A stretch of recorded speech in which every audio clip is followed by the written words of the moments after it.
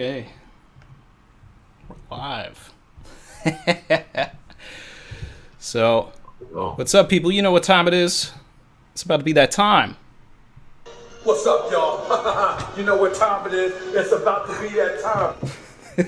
I'm joined here by my man, the future Hall of Famer, JayDLegend. And it is, it's a good time for this collab to happen. We just recently did a collab. What was it? 2-3 weeks ago? I don't even know. I don't know about time. I was thinking like 2 weeks ago, I'd say. 2 weeks ago.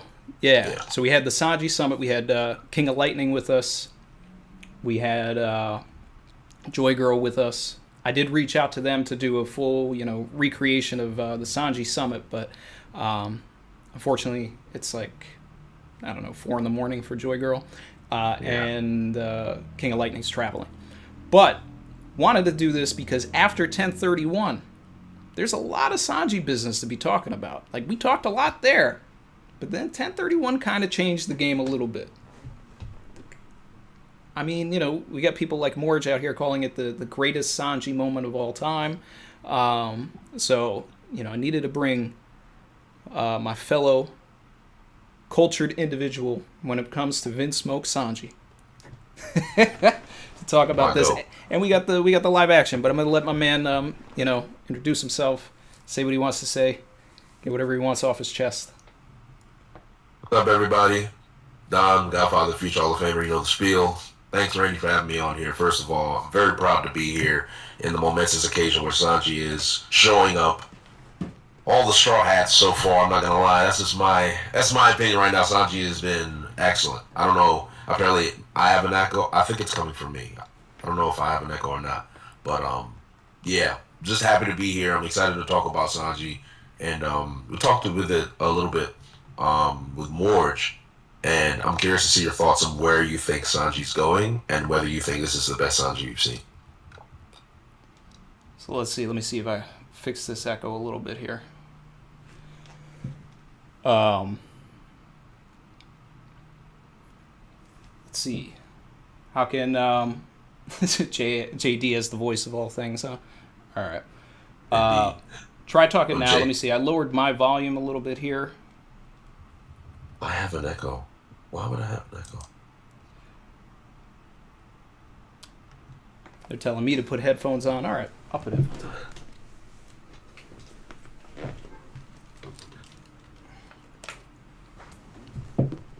Jay sounds like a robot.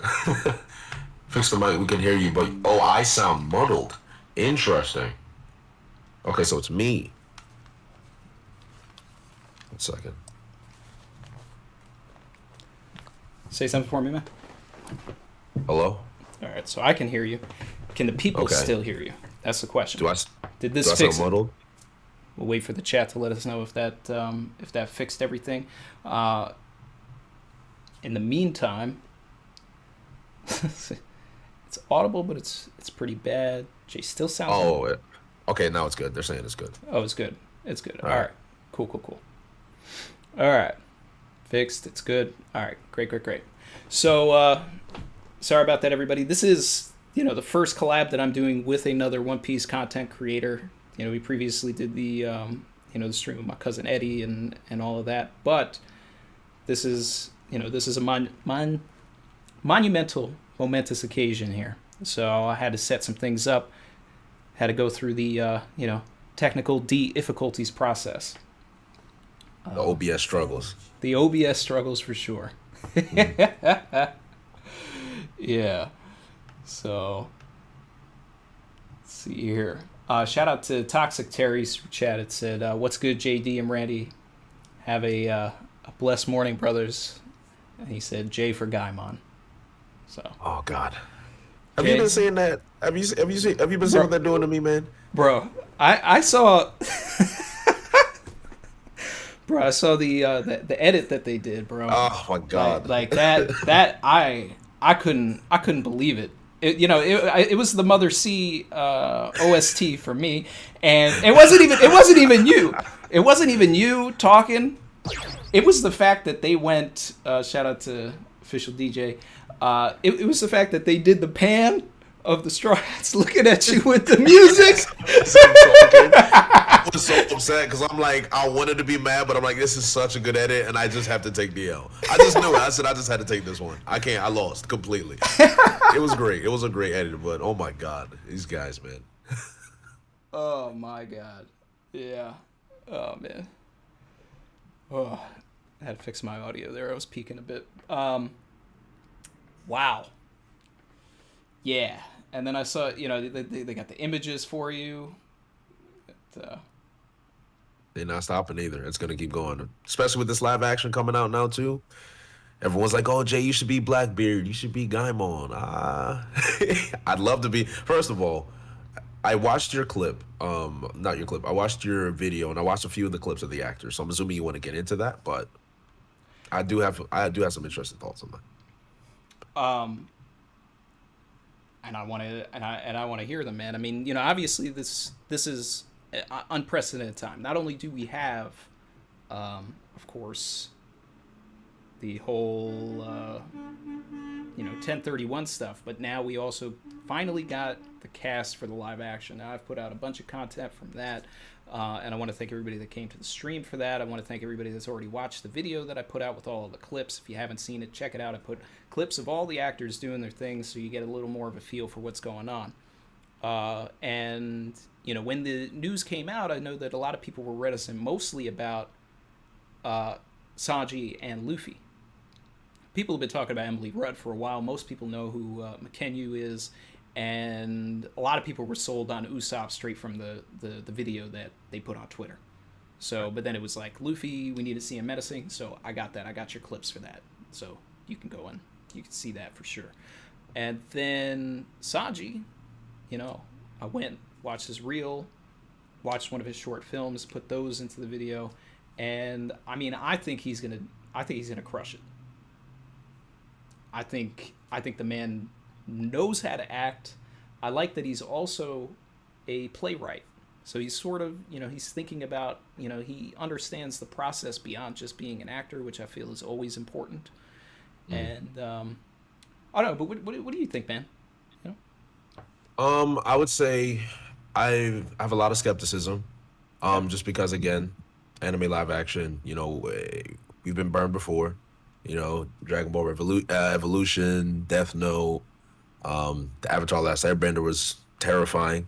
But I think just because we've kind of had like an insider's look into like Matt Owens with the Reverie, we know One Piece, inside out, and we know that the author knows One Piece inside out. He's a Sanji fan. I mean, come on, that's already a good sign. So like, yeah, you have that, and then I guess from that moment on, condensing One Piece. How many episodes is the 10? The first 10, right? Yeah. Condensing. I think they're gonna go through all of East Blue, maybe if that's what they're gonna do. But that's what I'm suspecting. People are saying, yeah. I'm inverted. I'm gonna try and see what I can do to fix that. I think if I just do that, there we go. Now I'm real. Yeah. I think how they're gonna condense that in 10 episodes means you have to like change your expectations and don't expect it to be a carbon copy. Look for all the famous moments that you want to find, or the little intricacies. You have to really take it as its own work of art that follows, that kind of summarizes the story that you love. And with that mindset, I'm hoping, I don't want it to be, it doesn't have to be absolutely incredible. To me, I'm hoping that it's just good, right? That's it. I just want it to be good. I told people in my stream, give me a 6 out of 10 and I'm perfectly okay. Like, I am very satisfied because I know One Piece, the full One Piece thing is always going to be great. No problem. As long as I get something enjoyable. One way I can compare is if you look at the Justice League with the Snyder's Cut. Right? I wouldn't go home and say it's better than Infinity War or Endgame, but it was a solid 6 or 7 out of 10. Great watch, enjoyable, gave me everything I needed. Same thing with Aquaman, right? With Jason Momoa. Gave me just exactly what I needed. I didn't need anything else. I'm good. So that's what I'm really hoping for with the One Piece live action, right? And then with the characters, I'm glad you showed all those clips because it kind of gave me some insight. First of all, what's the actor for Zoro? I don't know how to pronounce his name. McKenyu, yeah. McKenyu, that Rioni Kenshin clip the sword fighting, I'm like, all right, he's good. I was like, he's gonna be fine. He's fine. He's fine. I'm not even worried about him. Like he's nah. Luffy's the one I'm most skeptical about, obviously, because he's gonna carry the show. And I don't know if you heard. Apparently, he hasn't read One Piece and he's doing research. Is that true, or has that been debunked? Look, here's the thing, man. All right, like as far as that is concerned, I don't. The only person out of that cast that I'm sure knows what's going on with One Piece, has read it, and all of that is the actress playing Emily Nami. Emily Rudd, right? So most actors that are coming into this are going to have to catch up. They're going to have to understand what's going on. They're going to have to read and catch up. This kid's only 18. Like he probably didn't know what One Piece was, until auditioning for the role. But that doesn't mean that you're not able to take on the role. That doesn't mean that you're not able to understand it and all of that. I've seen enough from him to where I understand why he was cast. Okay. Right? So I went out, I checked a Netflix show. It's a Spanish language show out of Mexico called Who Killed Sarah? So I skimmed through the whole season. I was watching every scene this kid was in. He wasn't in a lot, but I took the best things that I could find and I put that into the video that I had. And I was like, okay, I see the menacing side of it. You know, his character was a little meek in that, but the whole point is that when you're an actor, you should be able to play different things. So we see his personality in that clip that they put online. You go on his Instagram, you see his personality. He's got that Luffy joyful thing. Everything else, you're still going to be able to get that. 1 second, let me just hit some super chats real quick. Shout out to Carl Revel. He said, thanks for streaming on my birthday. Happy birthday, man. He said, hashtag heat on feet. Go. Bro, look, you got the heat on feet, bro. Got Wheezy Bird. Said, Randy, did you know that Jay gets low diffed by a zebra? I'm not getting low diffed by a zebra. Mid diff. Mid diff. You know what's funny, right? Because I follow Jay on Twitch. I've been getting the notifications since we did the the Sanji summit. I popped into the thing where you're doing the whole animal tier list thing, and it was just like, bro, is this what's happening? It was the most random time. I was like, yo, of course, Randy, out of all the streams he comes, that's the one he comes to. Me talking about fighting turtles and cheetahs and all kinds of other animals. Right, yeah. Yeah. Oh, man. Shout out to Azal. Said, I work as a theater director in Canada. Gotta say, this is a fabulous cast. Not just individually, but all five together will just work. I completely agree with you. And, I can share some of my thoughts now about the live-action Cowboy Bebop, because I have seen it. Big thank you to Netflix for... sending me the screeners earlier in the month, and I really enjoyed it. Now, is it perfect? No, and I'll get into why when after we finish this stream. I'm actually going to record my review that'll come out on Monday, spoiler free. And I'm not going to get into everything about it, but it got everything right that One Piece needs to get right. Like as far as like character and tone and understanding the world. Like it changes a lot of the plot, I would say, it flips and twists things and in directions that if you're a diehard Cowboy Bebop fan and you've seen it and you remember the things that happened, you're going to say, oh, that's not how it happened. Yeah. Some of it works. Some of it, I was like, I don't know about that one. But the thing is that they had to... The difference between Cowboy Bebop and One Piece, which I can see a lot of people taking what I just said, and when they see the show, understanding what I'm saying, and then using that as a detriment to One Piece. But the thing is that Cowboy Bebop is a show that has 26 episodes, so they had to actually pad out a lot of stuff and add things because they want. I think their expectation is multiple seasons. Whereas if they had done a 1-to-1 of Cowboy Bebop, they could have finished it in one season completely. So there's a lot of new material in it. One Piece is going to have to do the same thing. It's going to focus on other characters that we may not see. Like I imagine, like the cover stories will be a big help Like when the show is going on, there, you know, we're gonna cut back to Buggy, we're gonna cut back to Kobe a lot, I imagine. Yep. Because that's how you denote time difference when you're writing a script. So you cut to a different scene, you come back, now they've finished what they're working on. You know, like, oh, they're setting up the traps in Syrup Village, you know, on the wrong hill. Cut to Kobe. What's Kobe up to? Okay. Then we come back. They finished. Like, that's the kind of stuff that I fully expect to see happen with that. And that's the kind of stuff that Cowboy Bebop does with other characters that aren't Spike, Jet, and Faye. People will see that when they watch the show. Now, where were we? I know we were talking about Luffy and we were talking about Sanji, and I think I kind of ran around one of the questions that we had, and I don't know if I focused in on exactly what we needed. Yeah, because we were talking about Luffy, and about how not all of the actors of all watched One Piece or read One Piece. The only one that really has is Emily, and I'm pretty sure that is common, you know, in the acting world. Like, they probably just do the research and then get accustomed to the role, so it'll take time. Do you think that's going to be in Emily's favor, that she is a huge One Piece fan? Do you think, because it sounds to me like that would I think it's going to be in our favor. Okay. Like, I think that it's going to be in our favor. We're going to get that much of a... She's already got a leg up. She knows that she knows that she knows the importance of that help me scene. You know what I'm saying? Like, that's going to be the climax of the whole first season, in my opinion. So she knows the importance of that, but it's up to the rest of the cast to understand the importance of that, because it's not all on her. Yeah. So, Inyaki's off to a good start. That's the dude playing Luffy. I saw his Instagram post. He's got, you know, the first 3 volumes.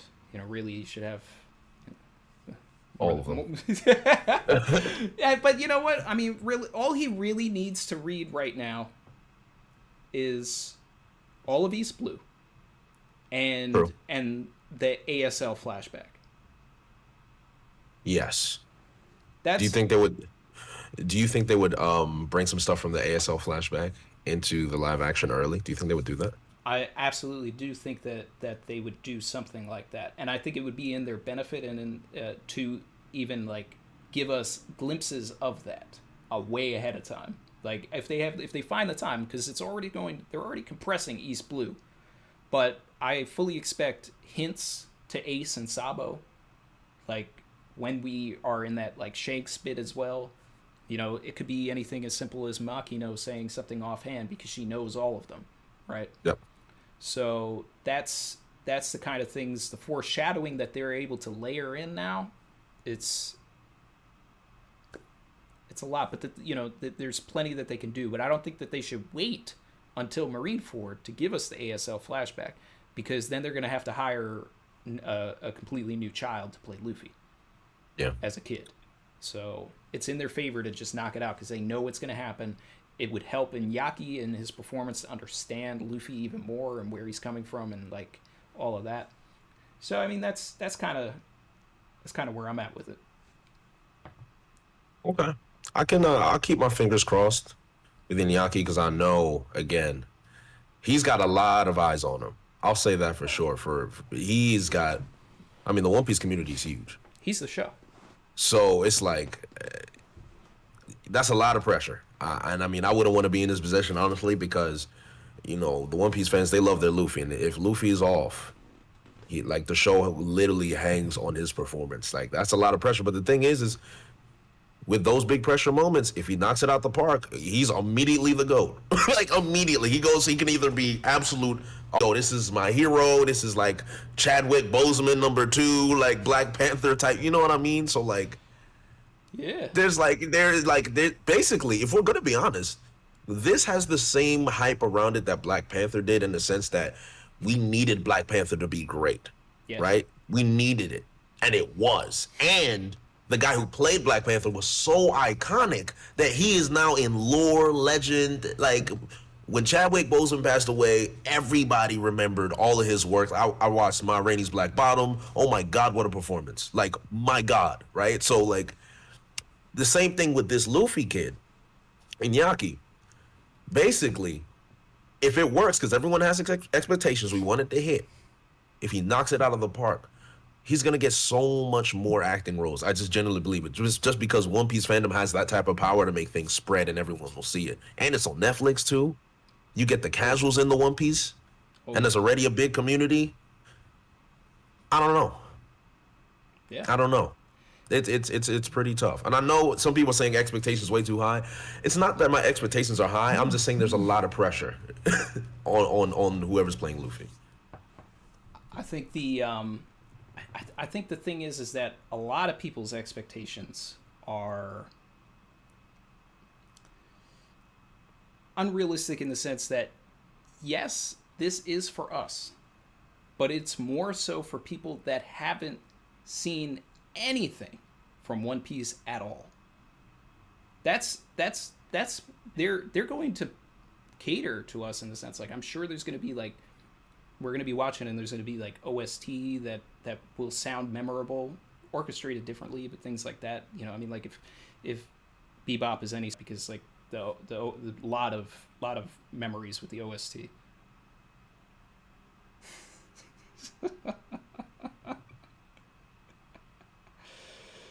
Is that me? What's that? Oh, you cut out a little. Maybe I got Bodega on my side. That's why. Nah. I just got a funny text message. So, okay. I'm just gonna say I would never. Fair enough. But shout out to Brandon King. Also, he said, "You think Alvida getting slim will cause controversy?" I don't.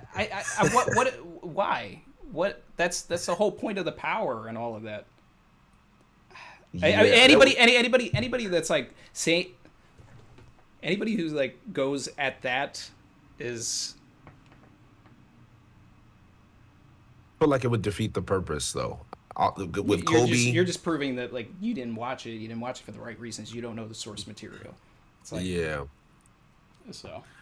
Yeah, Alvida has to be big and ugly. It doesn't make any sense to me. Like, what's the point of Kobe? And that's a very big part for very specific reasons. It's for Kobe. Alvida's for Kobe. So if we're gonna sacrifice Kobe for the sake of a better looking Alvida, I don't know where we're going with the rest of this. I'm right with you. Shout out to Azal, said people also are not addressing the budget. Top end shows now are easily over 10 mil an episode. Marvel was 25 mil.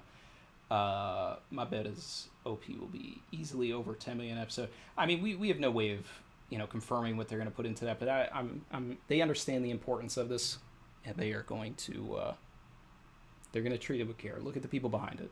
I mean, yeah. That's the whole thing. Like, I've been nothing but positive about this, and that's also because there's been nothing given to us as a community to make us feel like we should feel any other way. The teaser that came out showed the cast. They all had the energy that is right for the roles. The people that are involved with the production are involved with the fandom as well. Like, I mean, you look at, you know, I don't know if you follow Steve Maeda on Twitter and all that stuff, but like that, there's the kid, King Kong Destroyer, I think, or whatever. Every day he draws like he calls it a shitty drawing of, you know, such and such until XYZ comes out about the live action. And he just puts this picture out. The showrunner retweets him. Wow. So it's like there's fan engagement, you know, like they're involved. They're listening to us, like, especially with Emily Rudd and all of that. Like, she was on the top of all the fan casting lists. She was in my original video where I was talking about people that should be considered as well. Yeah, she was considered. McKenyu was on that list as well. All of the people that were listed, I've seen them posted in my Discord. I didn't know who a lot of them. I didn't know who Iñaki was. I didn't know who Taz was. I didn't know who Jacob was. But then they were put into my Discord. Taz was like completely brand new to me. But they're gonna do a great job. Let's see what the see what the chat's saying a little bit here. what's the duration of one episode of Cowboy Bebop? Each one was about like 40 to 50 minutes, I'd say. Really? Oh yeah. I mean, they were. It was an hour long show, like, you know, essentially. You know, And how many episodes did they have? 10. Oh, so the One Piece would be the same then. Yeah.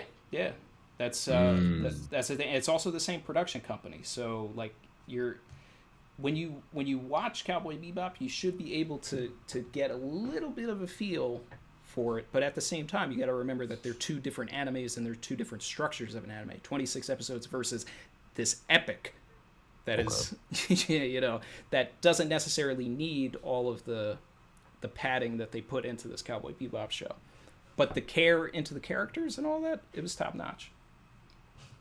So, how did was there CGI or was there CG effects in Cowboy Bebop? Shout out to DC Johnson. Yeah. And the CG was great. The swordfish looked awesome. All of the space stuff was great. The ships looked great. And, you know, there's some, like, imaging effects that I didn't really, you know... Sometimes they tried to do... Let's see. Because I got to watch how much I can say. In certain aspects of flashbacks and things, they tried to recreate things too one-to-one, I felt. And it... Like, some of the filters that they put on things kind of looked weird. But like I said in my tweet, at least 7 out of the 10 episodes I thought were really solid. There's one that I really wasn't feeling, and I think that the community also is probably going to have a problem with that same episode, but probably not for the same reasons that I do. But that's all stuff that I'll get into when I can talk more about it. Okay. So then the reason I ask is because with the gum fruit and how they're going to animate that. That's one of the things that I've been very curious to see how they're going to pull that off. Will they take inspiration from Mr. Fantastic for Fantastic Four? Because it's been done before. Like, what are you expecting with that CG? So I'm expecting them to, like, Luffy's power is the main power. So they're going to be devoting most of their CG budget to, you know, aside from creating the world around them, because I'm sure there's going to be plenty of blue and green screen stuff, but Luffy's power is the main power, so they have to get that right. And we've come a long way in technology since, you know, we saw the Fantastic Four stretching and all of that, and like the CW Flash had elongated man, and then there was the Tick that also had Stephen Ogg's character. Like, he did stretching. On the Boys, they had a character that was stretching as well. So whatever it is, I'm sure it's going to revolutionize the stretching ability, because they're going to have to find ways to do it and then make it even more cost effective while still looking great, because it's going to be so pervasive throughout the, you know, the seasons and all that. I'm not necessarily worried about things like that. You know, it's more, I think the question around CGI is going to be when they get to season 2, and it's just like, all right, which decision are they going to go around with Chopper? And that's, I'm sure they've probably already had conversations like that, you know, and it's just, are they going to go full CG? Are they going to get a kid and go sweet tooth with it?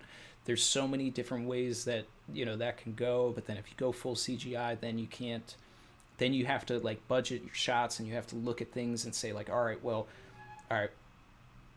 we know that Chopper's, you know, the choreography of the scene is going to be on this side, so when we cut to that, that's going to be, you know, that shot, and whoever's standing next to him is going to get less screen time, because they're going to want to cut to that shot as few times as possible, and then reserve budget for, you know, Chopper episodes. Those are the sort of, like, those are sort of the conversations behind things like that. Like, I use this example a lot, but, you know, when I worked on Terminator Genesis years ago, they were taking a guy Brett Azar, and they were putting Arnold Schwarzenegger's face on him. And it was sort of revolutionary at the time because the only thing that they had done was, I think it was the Tron, was it Tron Legacy? Tron something, the one where they de-aged Jeff Bridges. So that was kind of like the first time that they were doing that. But that was like them doing it to the actor. This was putting a face on another actor, and it was like basically the first time that was being done to this extent. And I said to the VFX guy, because I mean I was, you know, like the idea of it was just sort of like wild to me. I was just like, how long is this going to take? You know, like this is intense. Yeah. And the guy was just like, bro, this movie comes out on July 4th. I'm probably going to turn this in on July 3rd. Wow. Like, VFX, it's a lot, but, you know, we've seen the technology grow. I don't know what they're going to do. None of us know what they're going to do. You know, if they're going to go the Mandalorian route, which if you check out some behind-the-scenes stuff for Mandalorian, there's, you know, very interesting techniques and ways that they've created expansive worlds using LED and stuff. You know, that would be fun to see and all of that. But overall, man, I'm excited. And, you know, that's, like you said, man, like it just, I think it's going to be great, but all it really needs to is to be good. Agreed. I think one thing that I'm back to the actors for a second, because I liked looking at Skylar, Taz Skylar, and the emotional scene he had. Yeah, I did like the range. I did see the witty banter. I'm trying to pinpoint. I keep thinking he's French, but then he also sounds really British. Where's he from originally? So I mean I think I think he's based out of London, because there's a guy that comes into the streams, Ruby B. He knows Taz in real life. I know he's in London, so I'm assuming that he's London based. So, and the accent that he's using in his short film is different than the accent that he's, you know, there's variations. You know, there's different London accents and English accents. I mean. That he's using in that teaser trailer. And I think what he's giving us in that teaser trailer is potentially something closer to his own voice, closer to maybe the way that he'll go about Sanji. I've said that I think he should keep the accent. He's got a little bit of a thicker accent in the scenes that I put in my video. Yeah. Okay, so apparently they're saying he's Spanish and based in London, being British grown. Okay, that makes sense. So he speaks Spanish. I don't think that he's Spanish. I saw that he is Arabic and English. He's born in Tenerife. Oh, okay. Yeah, that makes sense. Huh. Very multicultural person from what I'm seeing. Yeah, apparently he's a Spaniard. Oh, hey, that's great then. Shout out. I was hoping we get someone French for Sanji, but I'm cool with Spaniard. I'm cool with it too. Apparently, so you said in your video he was taking kickboxing classes based on someone that you know said he's taking kickboxing classes. How do you replicate so? I was just thinking about this. This is for Zoro and Sanji. 3-sword style. It's wild enough that he fights with a sword in his mouth. You know, the human body. I don't know. Again, this is anime, so it's more feasible. Sanji. His fighting style is extremely acrobatic, so it's more than just kickboxing. So, you think he's going to be able to pull off those gymnastics, or are we going to have a stunt double for Sanji's stuff? Oh, there's definitely going to be stunt doubles involved. All he needs to do is believably move his legs, and then the stunt double will come in and do all of this stuff. Like that's the air flares and capoeira and stuff like that. Like I don't necessarily expect Taz to be able to do that, but they're going to be able to find someone who can do all of that stuff. That is a stunt man. You know, that's usually how things go. So, and they're already getting the benefit of McKenyu, who's going to be able to do a lot of his own stunts. He's going to have a stunt double anyway, you know, for more aggressive things, because that's just how shows work. It doesn't matter, like, unless you're Tom Cruise, like, they're gonna come in and they're gonna say, all right, we're gonna use a stunt double for this shot, you know, and I mean, like, I've done the stuff that I've done in the film industry is very like I've done a lot of stunt oriented shows, so I know a lot about the way that like stunts work and things like that, and I've done a lot of the stunt units.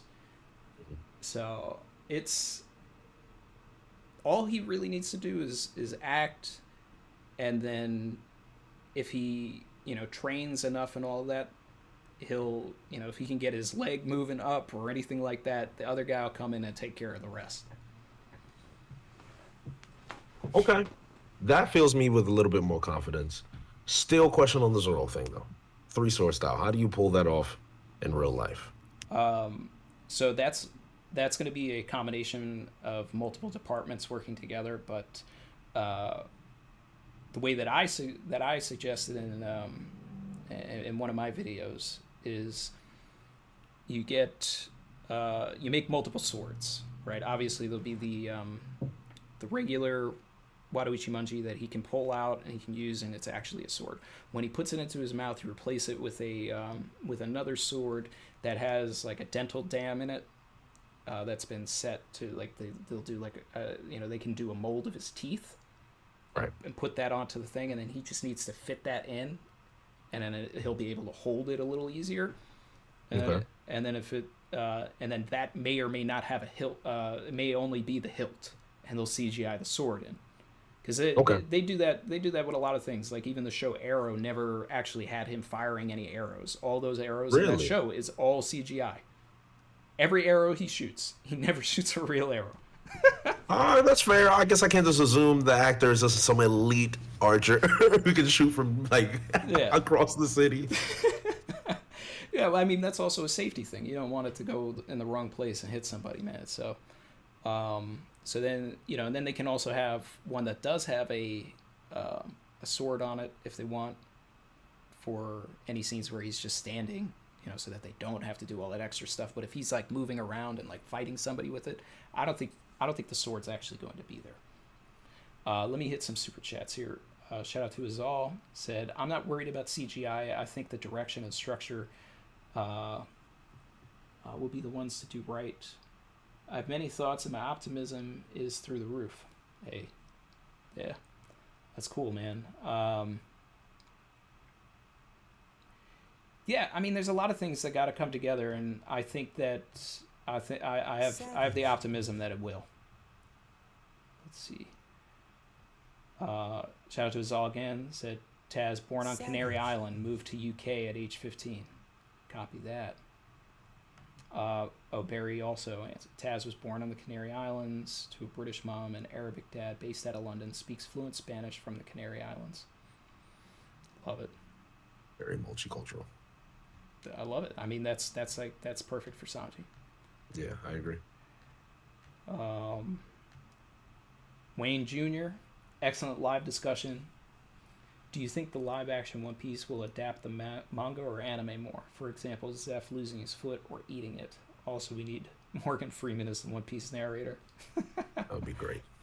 Yeah, I don't know. That would be perfect. I don't know if that's going to be key. I mean, just get Ragnar. Might as well. I'm about to say, I don't know if they can afford Morgan Freeman just for the sake of narration. Right. Yeah. Maybe get Keith David. Now, Keith David, well, that's a voice actor. Yeah. I'd be here for that. I would be here for that. I think since it's Netflix and they're a little more edgy, I think they'll go with the manga version of Zeph doing the foot thing. But I mean, none of us can say for sure. I think as far as like adapting manga versus anime, I could see something where the pilot, in the same vein as the first episode of the anime, introduces Nami earlier. Mm. You know, because that's sort of a way that in television and all of that, you want to introduce people to as many characters as possible quickly. So whether that doesn't necessarily mean that the story needs to change for Luffy, Zoro, and Nami to meet earlier. Just that we cut to them and we get introduced to them via some sort of other scene, and that lets us know that we may run into this character later on. So I could see stuff like that. And then there's going to be a lot of stuff where they're doing their own thing. And that'll be all right. Shout out to Choco Kayla Robbins, said, not sure if you'll be able to talk about it here, but is the choreography good for Cowboy Bebop? Yeah, I loved it. There's a great fight in episode 2 or 3. You know, there's some other great fights about, but like that's one of the standouts for me. There's a lot of fighting, especially on Zoro and Sanji. Y'all are awesome, by the way. Hashtag Sanji gang. Sir. And shout out to Bweezy Bird, said, if it's successful, YouTubers are going to grow big. It's true. That is true. Especially for you, Randy, this is a big deal, I would say. This is like your it's like Bleach coming back for Tekken. That's how I'd see it. I feel like the live action is like your baby when it comes to like content and like right up your alley with all your theater background and whatnot, your film industry background. And I have a lot of fun talking about it too, though. That's the whole thing. Because I mean, the other thing is, it's like I've thought about this for a long time. We had topics on Arlong Park in the early 2000s where we used to go back and forth and like fan cast back then and talk about ways to do things. But it was, we were always thinking about it from the structure of how would they make a movie, right? Because no one was really like, obviously doing it as television makes more sense, but this was before like shows like Breaking Bad really kicked open the door for television, and we start thinking about movies, who to cast. It's like this is stuff that we've thought about for many years, and I've always even just working on sets thought about like, okay, well, how would this apply? Because obviously think about One Piece a lot, maybe too much. Yeah. All of us probably do. But yeah, I'm excited for it. Who was I on Arlong Park? I was one of the original administrators, Randy 1031. Randy 1030. Oh, on Arlong Park. Is that like a forum or something? It was the first fan site in America, man. Really? Yeah, man. Oh. Yeah, there's a lot of the guys from the One Piece podcast, are like old heads from the Arlong Park days. Alex on the One Piece podcast, he went by the Dude back then. He was one of the other admins back then. Okay. Yeah. Lots of early lore, back in the Kaisuke fansub days as well. Nerd King 101, off topic, but what if Shanks goes to Luffy for help with Blackbeard, assuming the world government refuses to help, since he's a great pirate now that's beaten Kaido? Personally, I don't think that Luffy would ever like ask Shanks for help. I think that would sort of clash with the idea of being a great pirate. Sort of, I think that everything that he's doing is to prove something to Shanks, that like, oh, you didn't want me on your crew, so I'm gonna do it without you. I'm gonna show this to you. I mean, I'd see it would be. Oh, you know what? Actually, I read this wrong. I thought you said, what if Luffy goes to Shanks? 'Cause I was just about to say, it would make more sense if Shanks went to Luffy. Mm-hmm. And then with that, yeah, I could maybe see that. Interesting. That is an interesting take. Because if the world government does just choose to ignore what Shanks says, he would think Luffy's capable. Then I'd wonder, who is the pirate that's so fearsome that even Shanks isn't capable of dealing with him? And why would Luffy be able to? I mean, if he beats Kaido, then I guess, right? Because strongest creature in the world, you'd think Luffy. Maybe Shanks one of my theories is Shanks is well aware of the Joy Boy prophecy, and he's kind of holding out on all this information, and he probably knows Luffy is the most likely candidate, so it would have to be Luffy. Yeah. Maybe, I like the idea. I like the theory. I think it's possible. Yeah, I'm in the camp that thinks that there's like fate involved with everything that happened with Marineford, and like I think Shanks could have stopped in earlier before Ace died and didn't. Yeah, he only stopped it when Luffy was about to die. Right, exactly. Yeah. So, Emil Diaz said, "Big question: eyebrows or no eyebrows for the show?" I don't think it's that hard to make an application for the eyebrow. I think that's actually one of the easiest things to do, along with giving Luffy his scar each day. I think the harder thing would be nose or no nose for Usopp, and I'm in the camp that's like, I don't really think he needs the nose. Yeah, same. I'm not gonna lie.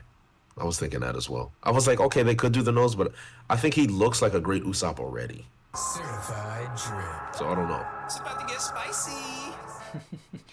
Shout out to Fable. Thank you, my man. Appreciate you. Big Fable. Yeah, he said, thanks to both of you for putting this together. Thank you, sir. Yeah. Oh, also, Momo asked, what am I looking forward to most? I am looking forward to seeing Arlong. I just feel like CGI and Fishman with the design that Arlong has already, I think it can look really interesting. I'm very interested in Arlong Park. Very, very interested in Arlong Park. Because that's the thing I'm looking forward to. Anybody who asks me, I say the help me moment, which goes along with Arlong. And I actually think it is like the most adaptable of the One Piece arcs in terms of like live action. I think Arlong Park would translate the best in a live action format, I think, out of all the arcs that we have so far.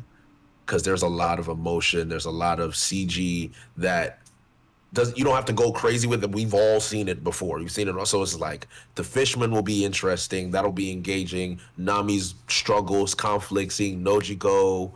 Oh my God, like Nami's backstory is gonna the Bell Mare scene. Oh, they're gonna kill it. You know it. You know it. Oh my God, they're gonna kill it because I'm seeing it now, and it's perfect, honestly. And I'll say it once more for all the people in the back. Bokeem Woodbine for Arlong, please. What's his name? Bokeem Woodbine. Bokeem. How do you spell it? Bokeem. You're gonna know. You're gonna know him when you see him. Oh, this guy. That's who I want, man. Wasn't he in The Sopranos too? He maybe. He was like that rapper in The Sopranos that ran into Chris and Adriana. I honestly I haven't finished The Sopranos, man. Like I've only seen a little bit of it. It's in my my blind spot.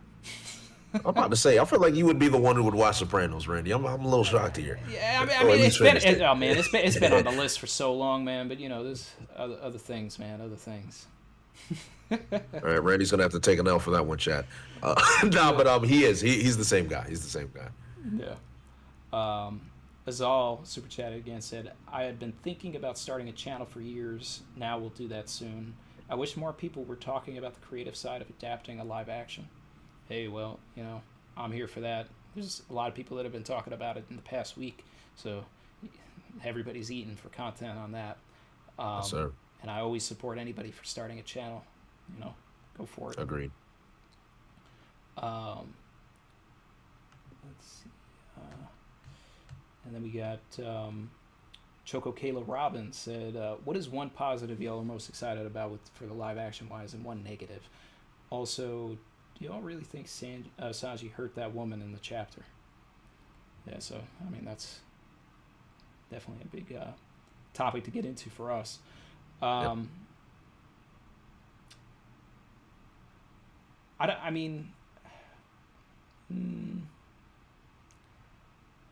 I think I've talked about everything that I'm most excited about for the live action.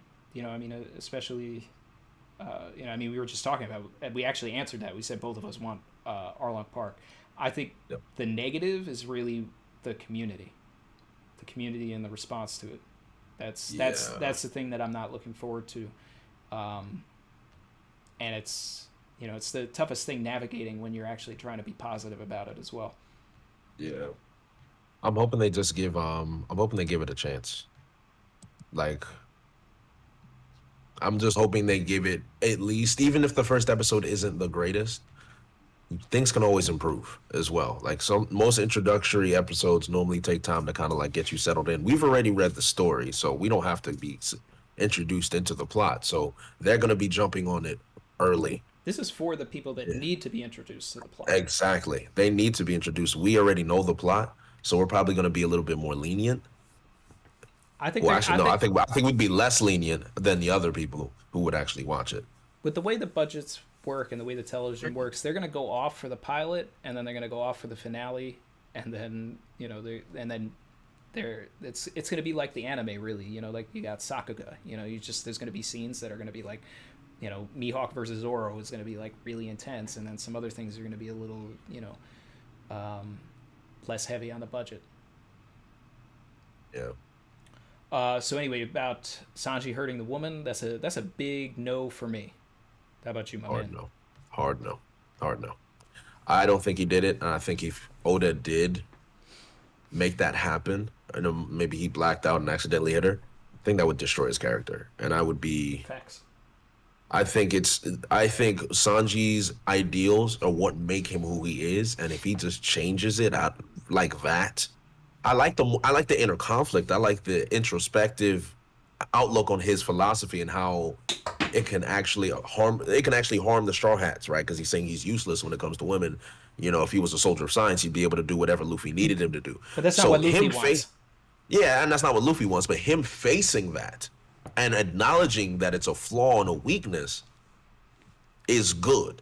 And then him deciding he's going to do things his own way and sticking to his ideals makes his ideals more appealing to me, a reader, because he's challenged them and they've been challenged and he understands the drawbacks and he still chose them anyway. To me, that is who Sanji is. That is to me, that's what typifies Sanji's character, is that specific moment with that inner dialogue. And if he actually hits that woman, it kind of spits on the decision of him stepping on the raid suit, because then if you hit her, you might as well put the suit on. You might as well just use the raid suit then.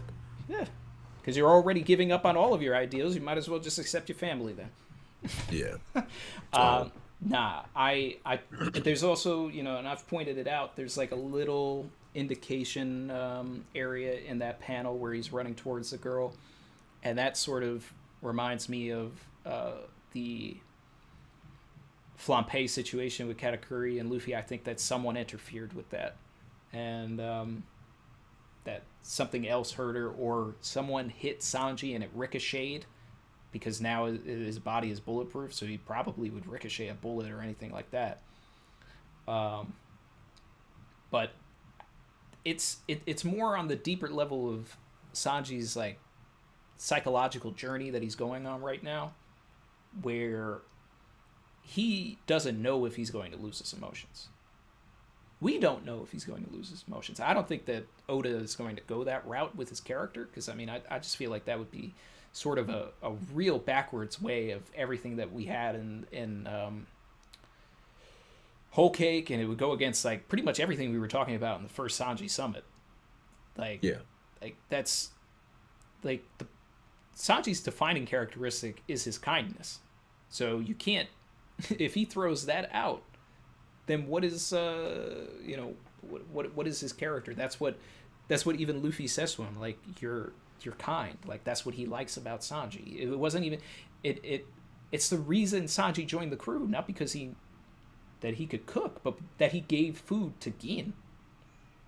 So it makes sense that Sanji's having this sort of existential crisis of what man do you want, Luffy, but what it also does is sort of it means that Sanji needs a reminder of who Luffy actually is.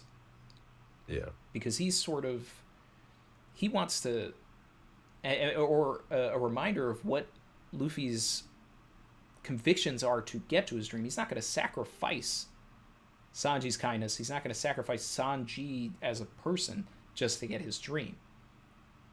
It's the same reason he threw his dream away to go and, get Sanji back, get Robin back, do all of this stuff. So he didn't hit that woman. But we're going to find out what happened. No way. I'd be very disappointed if he did too.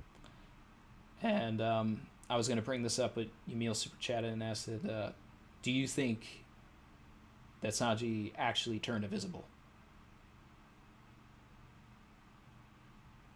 No. I don't, just because then again, I would have to see a precedent for that with the other raid suits, with Reiju and Yonji and Ichiji and Niji. What I know is that they have their elemental, whatever elemental thing that they have, like the Henry Needle and the Tachyon lasers and Yonji's earth abilities and poison. That elemental stuff is what I'm expecting to see. I think Hell's Memories coming out now. I think Hell's Memories is going to become a regular thing now. I don't think it's just, I mean, it's based on his emotions, but I think his whole body will turn on fire. I think that's going to be his power up, that the Germa genes, now that have been unlocked, his latent ability with fire is going to come to its full potential. Him vanishing, I need to know what's going on there, because why would he only wear it twice and then he starts vanishing? Where is that coming from, Oda? Where was that foreshadowed? And then on top of that, I like the fact that Sanji's not invisible anymore, just because I'm not a fan of the way he uses it from time to time. You know, and the bathhouse was a little cringe for me. I think when you're younger, it's funny, but as you get older, you kind of look at it, it's like, yeah. But it's also a regional thing, a cultural thing. Like the Japanese readers find that stuff way funnier than we do. So that's sort of where that comes from. I too am sort of iffy on whether he went invisible. My immediate thought was he just went really fast, like when he attacked Oven to save Chiffon. And then, that's when, Pound got caught up with all of his stuff. But then a lot of people were bringing up that the sound effect is the same sound effect that, when you look at the Raw, it's the same sound effect that we see with Shiryu in that act break scene. So I'm sure someone probably sent that to you as well. yes. Yeah. So I agree with you, because if you look at all of his other family members, right? The way that they are using their abilities, it's like they are producing something, which is why I've always said that Sanji's fire is in line with all of that. If Niji can produce electricity, then it makes sense that Sanji can produce fire, and that's what he got. That was his elemental lineage factor manipulation thing. That's what he got. Now this stealth thing isn't necessarily him producing something. It's him changing completely, and that's the only that sort of thing is something we've only seen with devil fruits. So for Sanji to have that ability, not that I would be entirely opposed to it, it's just sort of unrealistic based on the absurd rules that Oda has already set in this world. It just doesn't feel in line with everything else. So that's why it's not as easy for me to get on board with it or understand. But, in that case, we would still need some sort of understanding of just Germatech in general. We need that Judge flashback. We need that Mads flashback. I haven't felt like this, honestly, since Thriller Bark, when we started seeing Kuma's abilities and then trying to understand how Kuma could teleport people, but then also take people's pain away and then make these shock waves. And it was the whole community on the forums back then, when that was weekly, I can't remember if you were weekly then or not, but I just started to become weekly at Thriller Bark. All right, so then you probably remember the conversations. People were like, how does Kuma have all of these abilities in his one fruit? Now later we learned a lot of that stuff was because of the manipulations that were done to his body, modifications as a robot and stuff. But even then, still, some of those aspects of his power are just sort of strange. So his devil fruit was amplified? Is that his devil fruit usage was amplified? Is that it? Or no, I'm not saying that. I have no way of knowing that, but it's just, it sort of reminds me of that, where there were all of these powers molded into this one fruit that didn't necessarily gel, and kind of still to this day don't for me in a way. But I've gotten over that, but this is the way I feel again. If Sanji is getting all of that, it's strange. But I mean, you go back to Endy's Lobby and all of that, reading that weekly as well, and sort of okay, Ashura, where did this come from? Gear, where did this come from? Oh, offhand comment about the fight with Aokiji. All right.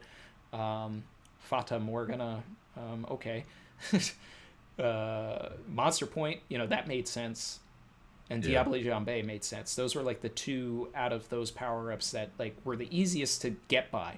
Okay, he spins around, he turns on fire. Okay, I can get with that. oh, if he eats too many of those, he grows. Okay, that makes sense.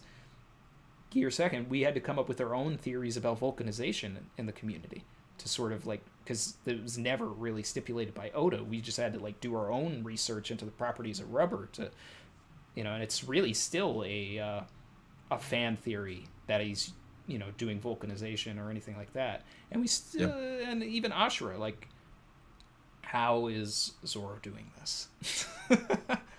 I've heard he's doing it at will now, apparently, and I was like, are we ever going to understand what that is, or is this something Zoro can just do exclusively? And I'm hoping, I mean, Oda's running out of times to use. I mean, if you use it on Kaido, the last person you got to use it on now is Shiryu Mihawk. Exactly.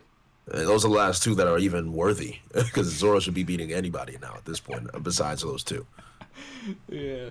So we'll have to see. I would say with the Kuma thing, I'm a huge fan of Kuma's Devil Fruit, because to me, it's a very simple concept that is applied in so many ways that you just wouldn't think would be applied. Just the fact that he can repel anything means that depending on how hard he swings, the potency of the paw, like whatever that is, repelling, you can, it's not even teleport, you're smacking people so far. It's even when Zoro, for 2 days. 2 days, and even when Zoro put his sword on his paws, he literally just jumped off. Like, think about like a magnet repelling, like kid using repel.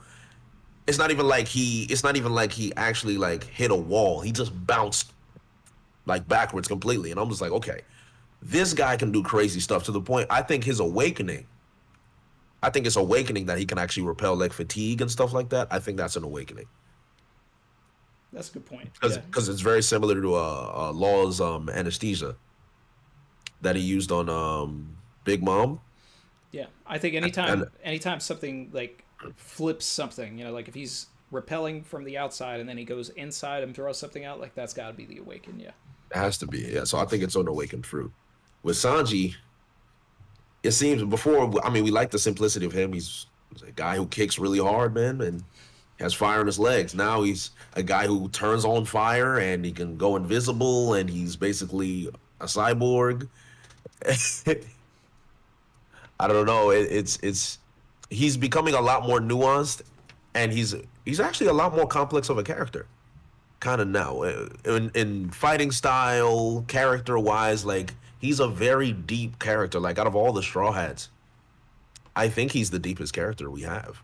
I think one person you could argue, well, even then, maybe Jinbei, right? Maybe Jinbei. Because I've been a huge proponent of this Fishman Island. If you take out what you didn't like about Fishman Island and you focused us on the Fishman, Society, Jinbei, Arlong, Fisher, Tiger, those guys, all three of them, very, very deep characters. Very deep. Oh, absolutely. I mean, that's a fantastic flashback. Yeah. The thing that bogs Fishman Island down is how much Oda is trying to set up in that arc, and that stuff is going to have a payoff when we get to when we come back around. The Charlie prophecy, all of that stuff. Hody didn't work for me as a villain as much, but did for some. But I mean, but the work that was put into Fisher Tiger, the work that was put into Jinbei, was great. I still feel like one of the weakest things for me in that arc, and I'll always say this, is that I feel like the conversation between Jinbei and Nami should have been handled differently. Maybe privately, a little more dialogue, couple more pages spent on it, because like realistically, it's sort of like there's a little more nuance than the way that I'm going to say it right now, but to a certain extent you could read through it and it's just like, yeah, your boy killed my mom, all right, let's go. And it's just it's interesting you say that, because I think one of Sanji's worst moments is actually him interjecting between Nami and Jinbei. I think that's one of Sanji's worst moments. That's one of the things I'm getting at too. Is that's why I said like it really should have been them privately. And I agree with that. I was like, if it was private, we would have avoided that and it that only served to make Sanji look bad. In my opinion, actually, I don't think it benefited anything at all. I always say like that is one time where if someone hated Sanji, I would understand them hating Sanji in that moment because it was just wrong. It had nothing to do with him. Stay out of it. It's Nami. It's him and Nami. Like I agree. Like maybe even in the in that what's the name of the forest? The Sea Forest? Is that what it's called? Yeah. If they talked in like the Sea Forest in front of like the poneglyph, I feel like that would be it had the potential to be one of the most emotionally resonant moments in the whole series, and then Sanji interrupting that, and then them just going on from it and just putting it behind them. Yeah. But, that's the kind of thing where something like the live action has an opportunity to rectify that and do it differently if they choose. And handle things a little differently, because at the same time they're going to have to compress things and alter things to get to where they need to go. And as long as they keep the characters right and the themes correct, it can be great. Let me hit some super chats here.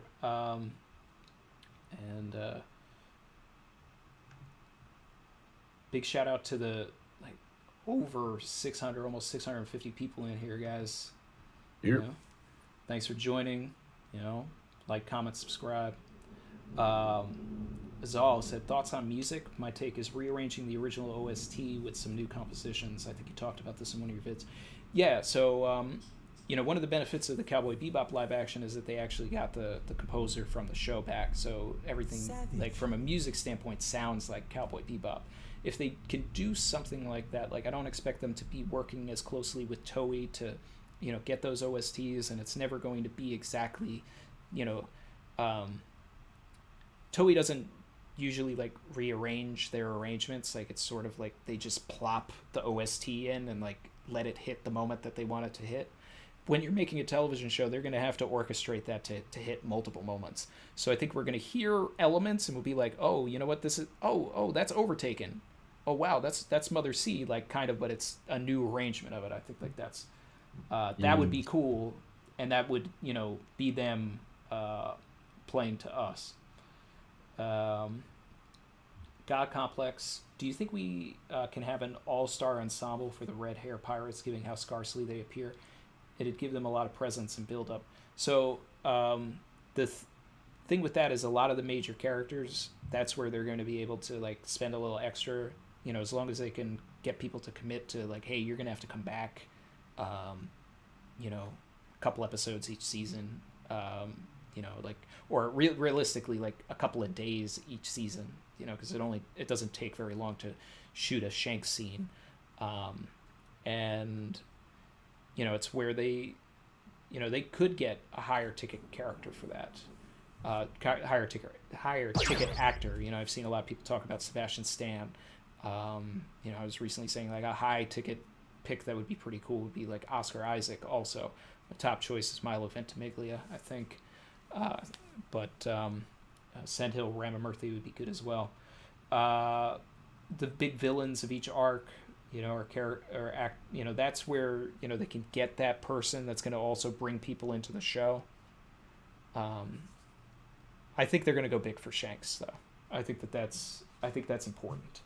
Shanks got to be very, very important. I'll comment on the villains.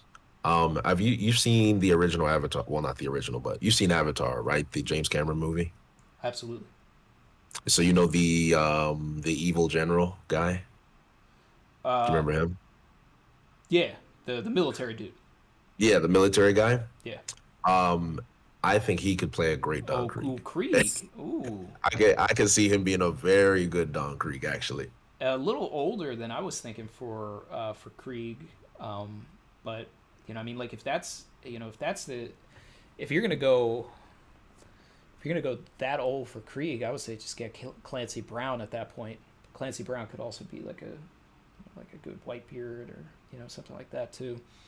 Clancy Brown's he'd be a great Whitebeard. Yeah, if they really wanted to drop some money, like Josh Brolin would be. But that's you get Thanos to be. Hey, that's a pipe dream right there. But just imagine the Thanos voice coming out of Whitebeard. Like, that's actually, Akainu. he looks wise, yeah, he would crush that for sure. He's definitely got like he looks like a Kainen, but I'd rather see him as Whitebeard. That's fair.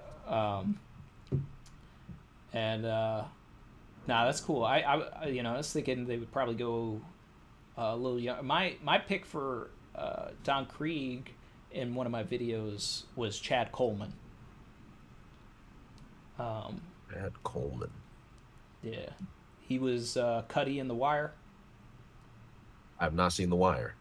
Oh man, that's an L in the chat for my man. It's definitely an L in the chat. I'm taking my lumps already. I'm ready to take it. I took an L for Sopranos. You know, that's your HBO show that you're taking an L on. Absolutely. Jeremy XX said, I like the idea that Sanji will be a mix of both parts of a personality, where he becomes the slick ladies man he is supposed to be. Yeah, I mean, you know, if that's what what comes from it all. I like what Yamil Diaz actually said, going back to the invisibility point. Mentioned that invisibility is a production of light, though. So, and that's true. So if his invisibility isn't like full on invisibility, but that he's able to sort of camouflage and mirage himself by using his heat in a different way. You know, sort of like when you're driving. Oh. You know, like when you're driving and it's a hot day and like you can't see over that hill, but you're getting that heat haze. Yep. Like if Sanji was doing something like that with his flames, then that would be pretty cool. It's like his body just exudes heat. Yeah. So and then because of that extreme heat around him, yeah. Yeah, and then he's starting to like seem like he's disappearing. That'd be I like that a lot, Yamil. What if that was the reason why that girl was harmed? That she ran into Sanji and that heat he was exuding off his body actually harmed her. There's a lot of possibilities, man. Yeah, but I know for a fact he did not actively hit that woman, so we can. No, he did not. No. Absolutely not. Everybody's favorite OST in the background right now. Let's see. Azal. I'm also very excited to see the costumes. Diana is rumored to be the costume designer, and her work is damn good. And for One Piece, it will be perfect. I'm excited for it too. You know, costume designers love to put their own spin on things. I've worked with a bunch of them. You know, and that's perfectly fine. You know, they're going to keep, you know, the same flair and all of that of what we see, but there's always going to be just a little accoutrement that they're going to add that's going to make it theirs, and that's going to be fun. You know, it's like you can read a ton of Batman comics and have it look the same, but every single Batman in live action has a different outfit, so, you know? Yeah.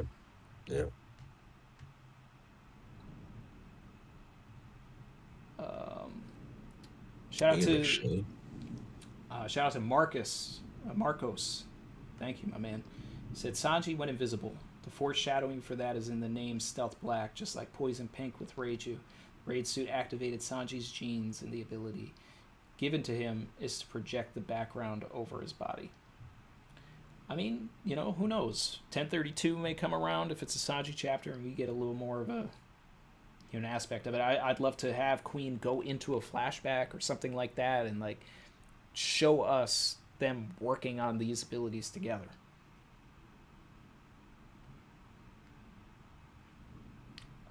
Alex Gregro, do you think the Nidai could be Zoro's birth sword if it turns out that Ushimaru is his father, explaining why he's so keen on blades with curses, possibly explains Ashura. Well, I think that there's more to be seen for the Nidai, for sure.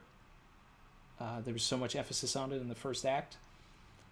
You know, if the curses, you know, if we get some sort of lore on cursed blades that shows that, like, these curses can manifest, then that's an explanation for Ashura, and I'm here for that. Like, if it's the sword doing it, and it's explained that, like, that's what it is, then I'm here for it.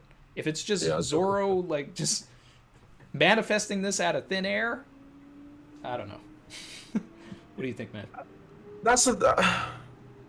That's always been my thing. So there's a few explanations. One of the ones that I was hoping was true is that maybe it's his expression of his Conqueror's Haki, right? Maybe that could be, you know, one way. Because when you think about coating your blade in Haki, right? If you can coat your fists in Haki, right, you should be able to coat Conqueror's Haki on your blade, which is what I think Roger does, and Divine Departure in particular. I don't think that was any ordinary slash. I think that was just a Conqueror's Haki slash. Now I'm going off the deep end here, but if Zoro's learning that, the one time Zoro realized, or he didn't realize, but Kaido said he used Conqueror's Haki when he used Ashura. So I'm thinking Ashura should be connected with Conqueror's Haki to some degree, unless that Conqueror's Haki moment was like a fake out. Because remember, we haven't harped on that again. So it has to come back. I think Ashura is coming out again, actually. I feel like Zoro's going to use Ashura twice, but this time he's going to remember he can use Conqueror's Haki. And because of his ability to use Conqueror's Haki, Ashura will probably be explained. That'd be a great way to end that King fight. I'm with you right there, man. I love how one of my favorite things about Zoro is how we can go back to all of his fights pre-time skip and sort of like see how Haki was sort of manifesting there, you know, especially in the Mr. One fight. Yeah. So being able to go back and see, look at the Kaku fight differently, you know, if it's truly that Ashura is, you know, Conqueror's coming out right there, then, you know, it just shows that Zoro was just like really like an arc ahead of Luffy in that sense, just as, you know, I mean, multiple if you go back to Alabasta, if he was doing it there as well. Because one of the key things the key panels that I always go back to with Zoro having, you know, like unlocking Haki way sooner than everybody else was when he's in the epilogue of Alabasta. He's sitting on a rock and he's looking at his sword and he's just like, I have to figure out how to draw that power out again. There's no way he beat Daz Bones without, like, at the brink of death, putting Arm and Haki on that sword. I just don't believe it. Yeah. So, seeing that, man, that Daz Bones fight, man, it just brings up a lot of questions that I have about Zoro's durability. I mean, to me, that's the most punishment he's taken from any combatant. Facts. Any.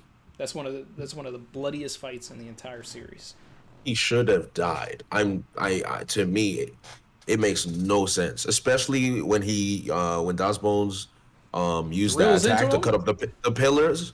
Yeah, first of all, that should have killed him, period. I'm like, is Zoro's body made of steel and iron? Because that's not feasible. It doesn't make sense to me. And then, bro, he cut pillars.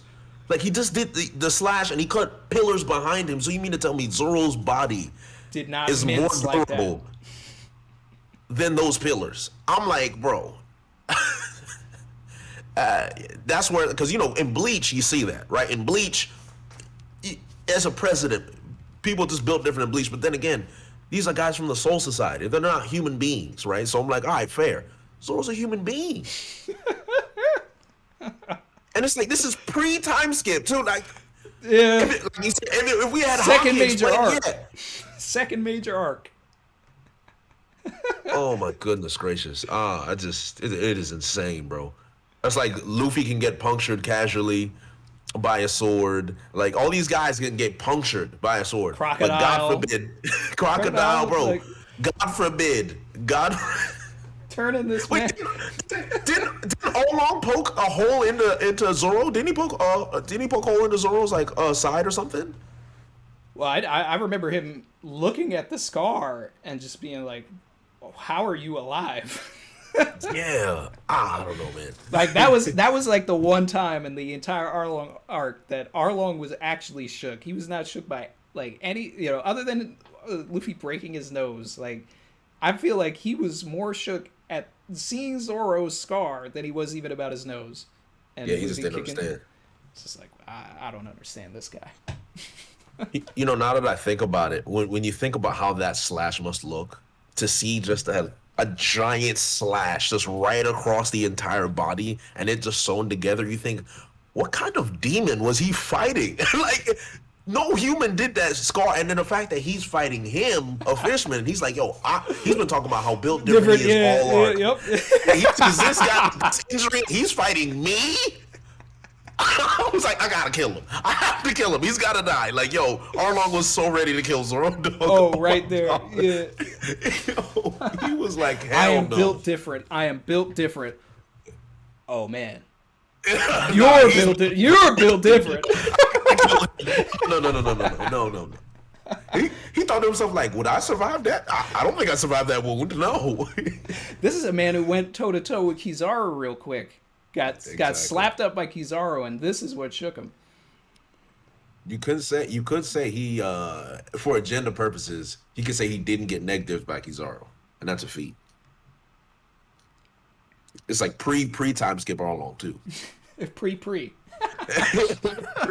time skip Arlong did not get negative by Kizaru. That's a feat. Yeah. Shout out to Muhammad. He said, do you think Law will go with the Straw Hats to Laugh Tale? Because I'm really done with him going with them everywhere. Just don't join them or go your way. Well, for agenda purposes, most people know that I believe that Law is an op. This man is a secret marine. He is a member of Sword. He has no interest in the One Piece, but he does have an interest in the true history. And if the true history is connected to the One Piece, then yeah, he might travel with them to Laugh Tale. But I think, but whatever his role in the story is going to be, it's not going to be to get the One Piece. It's not to be the Pirate King. He is not a rival to Luffy in that sense. Yeah. So, any thoughts on that, or? I don't see Law. Well, it seems like Oda's adding this new motivation to Law. It's about figuring out what the true history is, right? And if he's so interested in the true history, if Oda keeps him alive long enough to actually go to Laugh Tale, then sure, it could happen. And a lot of people, like, we all know the theory, right? We know Law, Sword. If that happens, then it's off the table. In my opinion, it's off the table completely. If it's not, then I think that's the only other direction he can go. Because to me, Law's purpose is centered around that surgery. That's what it was. That and then Doflamingo. Actually, no. Law's entire character is centered around that surgery, if we're going to be very honest. But Oda's adding more to his character that I didn't think he'd do by giving him such an interest in the Will of D. So if he's still trying to figure out what the Will of D is to this day, that seems to be in conflict with him being a Marine, right? Was that not based on the way that I see it, right? Because to counter that, my thing is, shout out to MC20 joining the channel, thank you, man. The way that I see it is that Law's whole thing is really centered around the world government and the Celestial Dragons, because they are responsible for Flevens. So at the end of the day, Law is going to want to get back at the world government for killing his parents, his sister, his whole town, like covering up all of that. Like, that's what he wants to learn about the true history, because that's going to tie into the world government to begin with and show how dirty they were. Mm.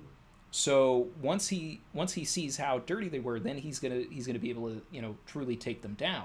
And Sword in itself, shout out to Azal, thanks for joining the channel, man.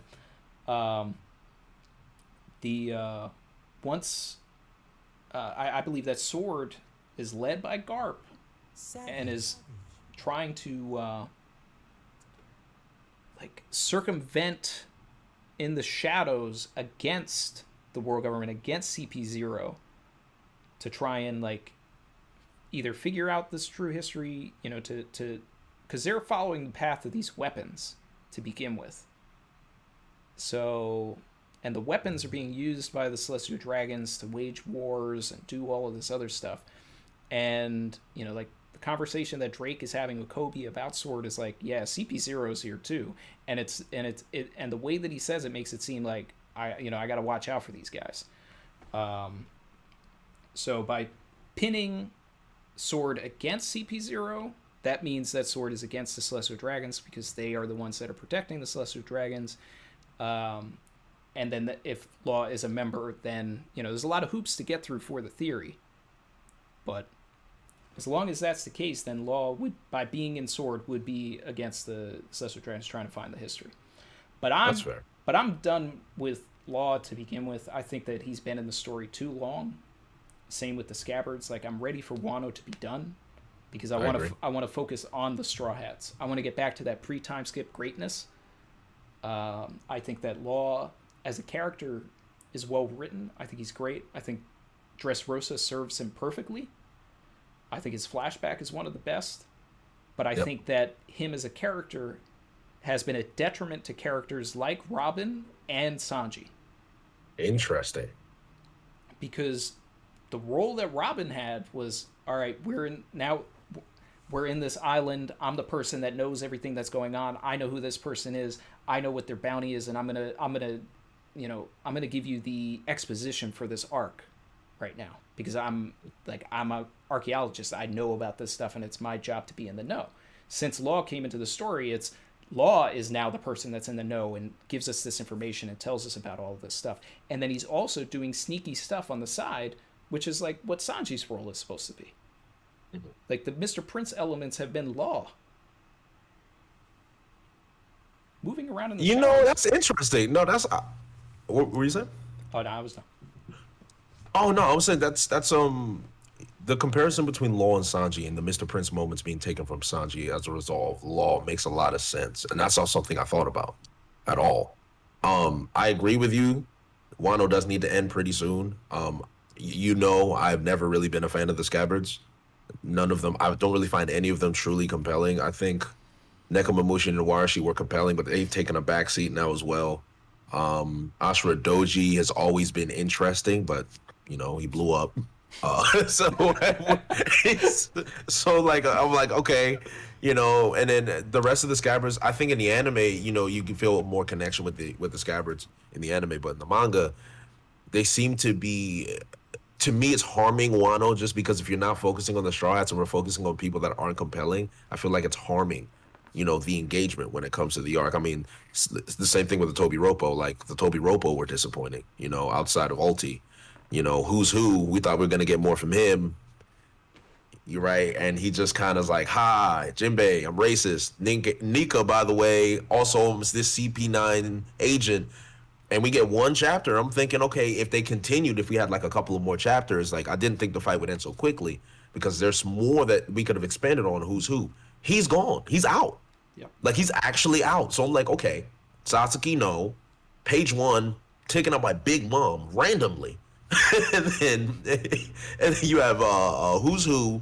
Drake just vanished with a poo somewhere, and Black Maria served her purpose. Great Robin moment. So Black Maria served a purpose. Facts. It's just Ulti that is memorable when it comes to the Toby Roppo. So you have the Toby Roppo and the Scabbards, like you mentioned with Law. Fortunately for us, we've had a lot more Sanji and Robin than Law for the most part here, so that's been good. But about time. We gotta start hitting this climax soon because I'm not sure what else Oda is gonna focus on besides what's going on with Luffy and Kaido, Sanji and Zoro. To me, that's the only thing that's really important. Even Momo holding up the island and everything with Yamato running around. That's more of just like, let's get to that moment now instead of just seeing the inner dialogue and inner monologue. Like, yo, let's get to it. Let's get to it because it's not. We're not even worried about it. We're worried about Luffy beating Kaido because at the end of the day, unless Luffy beats Kaido, nothing's going to change. Yeah, man. And I'm with you 100%. It's like it's a little bit of Scabbard fatigue, and that's mostly because Oda has made them so prevalent in the story without actually expanding upon why we need to care about them. And I think that's the weakest parts of Wano to begin with. And the Odin flashback, while doing wonders for Odin, I think should have actually been used to do wonders for the Scabbards. And we didn't spend enough time on them during that flashback. And if we just had... I agree. and I know that Oda was getting pressured by his editors to make sure that flashback wasn't as long, even as long as it was, because we were away from Luffy for so long. Savage. But if we just had 1 to 2 chapters of just the Scabbards hanging out, more emphasis on them and their lives and their interactions with Odin. Yeah. Like, instead of just skipping past the parts of Odin meeting all of them and just having that be like a montage. Yeah. Then we could come into this and make things work. I mean, the most impressive Scabbard for me right now is Conqueror. That's Oda's done the best work with Conqueror right now. And hopefully he's dead. He's probably the most fleshed out one. I mean, so quick question: how did you feel about Conqueror still being alive? So that's the one that bothered me. That's the one that I bothered me. thought that would be the one that would actually bother you, is Conqueror still being alive? Because to me, it seemed very redundant. You didn't need to bring him back. He didn't need to come back. Kinemon, I always said Kinemon out of all of them was going to come back, and I also said that Kiku had a chance based on the folklore being of a ghost that returns, right? So I said, like, Kiku could come back as a ghost or come back because that's what it is. The folklore, she falls into the well dead, she comes out of the well and goes after the person that wronged her. But Kanjuro went out perfectly. There really wasn't a need for that. Unless now, like, Kazembo and all of this stuff that he's doing right now, like, that Kazembo thing really needs to impact the story in a meaningful way to prove that. Yeah. So it's just like a fiery smiley from Punk Hazard. Exactly. That's really it. And we're getting a lot of Punk Hazard throwbacks. Yeah. Including everybody's favorite of all. Oh my goodness. For me, I would have been okay. The Kinemon stuff wouldn't have irked me if Oda just didn't he didn't do such a good job with the way we presumed he went out. Because I liked I loved that scene with Kinemon and Momo and Kaido's speech and the savagery, and like it was gory. It's like rare that we get that gory in One Piece. So I'm like, yo, I'm feeling this. So it seems like that's just been taken away from me, because now I know it doesn't lead to the finality that Kaido was preaching about. Like, he was preaching about death as he was doing that. So I'm just like the Momo crying. He's gonna see Kinemon again. He's gonna be okay. In the moment, obviously he's sad, but it's like you just take away a bit of the luster with the fake out. So if maybe it was just the club and not the impaling and the severing, I would have been okay with that at least, because you can explain your way out of that one. You could use Haki or whatever. That's fine. And you just leave it ambiguous. Matter of fact, you just see him get clubbed. Momo screams, "Oh my God," and then Kaido says some monologue, and then we just move on. There's nothing else that happens. I think that would have worked, but then we'd miss the Kinemon and Momo moment, which I thought was actually very good, where you see them transition from calling him Kinemon to him calling him father and son. Like, that was nice. I'm like, that's the Scabbard interactions. More of these, Oda. If we had a lot of these for all the other Scabbards, then maybe we'd feel a connection. Kinemon's obviously the one we feel the most connection with because he's been around longer. You know, him and Suru, we saw that too. So we know a lot more about Kinemon than the rest of them. Yeah. Denjiro's got barely anything. I mean, Denjiro got the moment where he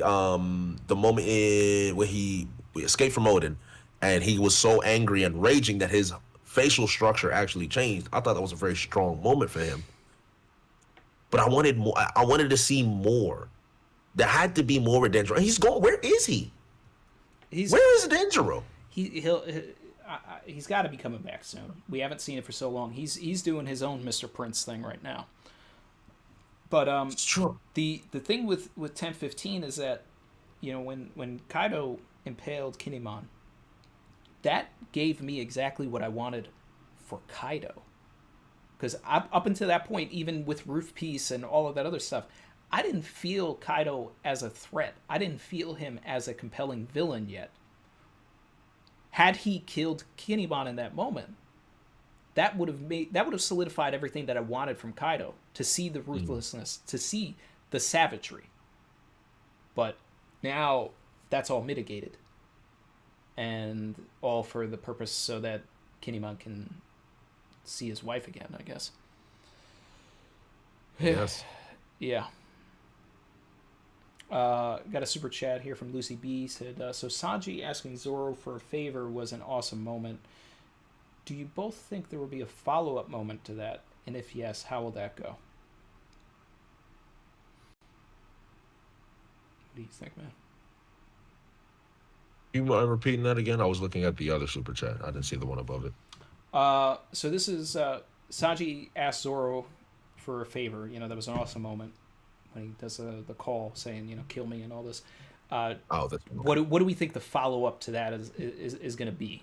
Like, how do we think that's going to go? And I think that really it's going to be predicated on whether or not Oda actually like removes Sanji's kindness, because that creates two different answers. Yeah. I don't think that Sanji's kindness is gonna go away. So I think that the follow up makes sense if Sanji does use his kindness, because or thinks he does, because then Zoro and Sanji can have a moment where they where he like appeals to Sanji and tells him, you know, that, you know, he doesn't, as a brother, like, you know, maybe their first heart-to-heart moment in the whole series, like, you don't need to worry about all of that. But I still think that Nami is actually going to be the one to set Sanji straight, since she actually met his family. What do you think, man? I think the way to follow up on it is, I don't think Sanji's going to lose his kindness. I don't think he's going to do that. I think Oda wants to preserve his character. I think he just wanted him to struggle internally, and I think that's it. He's not going to lose his emotions. I think if he kept wearing the raid suit, it would have happened. So he probably saved himself if he kept from what was going on there. I mean, we've seen the eyebrow turn as well, so something inside him has changed. Something's different, yeah. I think it's going to be a case where Zoro and Sanji defeat King and Queen, basically in the same manner. Maybe in some epic way where they punch them to the same area or something, like they knock them over the same area and they just like fall. It could be something cool like that. And then when they reconvene, Zoro's going to be like, so why did you ask me about that? What's going on there? And then Sanji will just play it off like nothing happened, like they normally do. They start bickering and then they start fighting, right? And then you know how they fight pre-time skip. Instead, Zoro's gonna be like, damn, Sanji, you're much harder than you used to be, because, you know, his body's changed. Could you imagine Sanji just goes like this and just catches his sword? Oh my God. Oh no. That can't happen. Not for me. If I'm around and I see that, oh no. No, they'd have to ban me off YouTube, Twitter. I'd actually have to be put in prison. They'd have to put me in prison, because I would be the worst human being alive if that happened. Now I need that. Oh my goodness. God. That's true. And even if he actually like grabs it though, like not just blocks it, but if he holds it and just says, "Nah, man," or like he just swings his sword down, he blocks it, kind of like what King did to Sanji's foot. Instead, that panel will be circulated for the rest of time, literally time. Oh no. I love it. Oh man, it would. You know, I'm trying to think of the most toxic time in the community's history. Recent, maybe in Wano, right? So there was, the amnesia was pretty bad. But if we're talking about like real, like for the agenda, everyone had an agenda. Oh man, I've had my live reactions, but that's different. So I'm trying to like think outside of that, and I'd probably say the ocean sovereignty. When the ocean sovereignty feat happened, the Zoro fans were wild. I have never, like basically how Sanji fans were, basically when the Queen's the sword broke. Oh my God, yo, I have that was like ocean sovereignty for Sanji fans. It's crazy because the symbolism, the sword, Zoro, it breaks on Sanji like. I'd have to say ocean sovereignty and that recent moment with the sword breaking. I think those are the two by far most toxic moments we've had in the community in Wano. I can't think of any crazier. I can't. I'm with you on that, man. I mean, the ZKK boys were on fire after what was that, 1003 maybe or something. Think so. Yeah, they were somewhere around there. That was Rare form. rare form for sure. Shout out to MC20 said 6 months already. Let's go, member for 6 months. Thank you, man. Insatiable Hunger. Zoro has multiple stands. His sword techniques aren't just techniques. When he uses Ichi and Knee Gorilla, he actually gains muscle mass. Then his Dragon Blaze is capable of engulfing his opponent in flames. Yeah, he's got a lot going on there too. I'm with you on that. Huge fan of the Ichi Gorilla technique, by the way. As a kid watching One Piece, that was my favorite Zoro move ever. Well, It's just so cool to me, bro. That's what it's my. It put his training to the test. It's like, all right, that's what he's been doing. That's what he's been doing with those weights. He got that. Like, that's where I'm like, all right, you built that yourself. I believe that. Oh, bring that Zoro back, man. Yo, those Zoro techniques. See, this is what I love. This is what I keep telling people.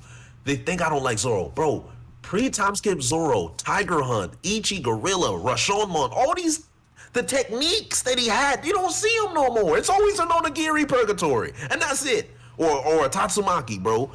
Bring the repertoire back. Let me see the bag. Zoro's got a deep bag. He's got a deep one. Oh. Just pull out the tricks, man. Pull them out. Please, pull 'em please. That's why I really want him to fight. His next fight has to be a world-class swordsman. If it's not Mihawk, it has to be someone who's world-class. I just want to see him get a little, one thing that's bothered me with Zoro post-time skip is his drip. I think his drip went way down. He was way cleaner in all of pre-time skip. He had way better outfits. Not a fan of the robe, yeah. Yeah. Like, give me. I mean, I'll take the white shirt back too. I think his best fit in all of post-time skip was the Zo arc, just the clean blue tee. That was it. Yep. Skypiea too. He wore the blue tee in Skypiea as well. Yeah, that's one of his best fits. With the goggles, yeah. Interesting. Okay. You know what I'd really like? Some a compression shirt, like a black compression shirt. Oh, I'm here for that too. I mean, Zoro, and then you put the black bandana on. Ooh. Oh, he'd look great. Yeah, that's what we need right there. Yeah, Under Armour Zoro. That's what I need. Oh man, yeah. What'd you say? Under Armour Zoro? Under Armour Zoro, sponsored by Under Armour. I would buy it. I would definitely buy it. Yeah, exactly. Shout out to Alex Gregro. Said, I think the one thing that's ruined the Yonko for me is Whitebeard. You can put a man that epic, fight the Marines while sick, and then Kaido and Big Mom fight supernovas. These things don't scale.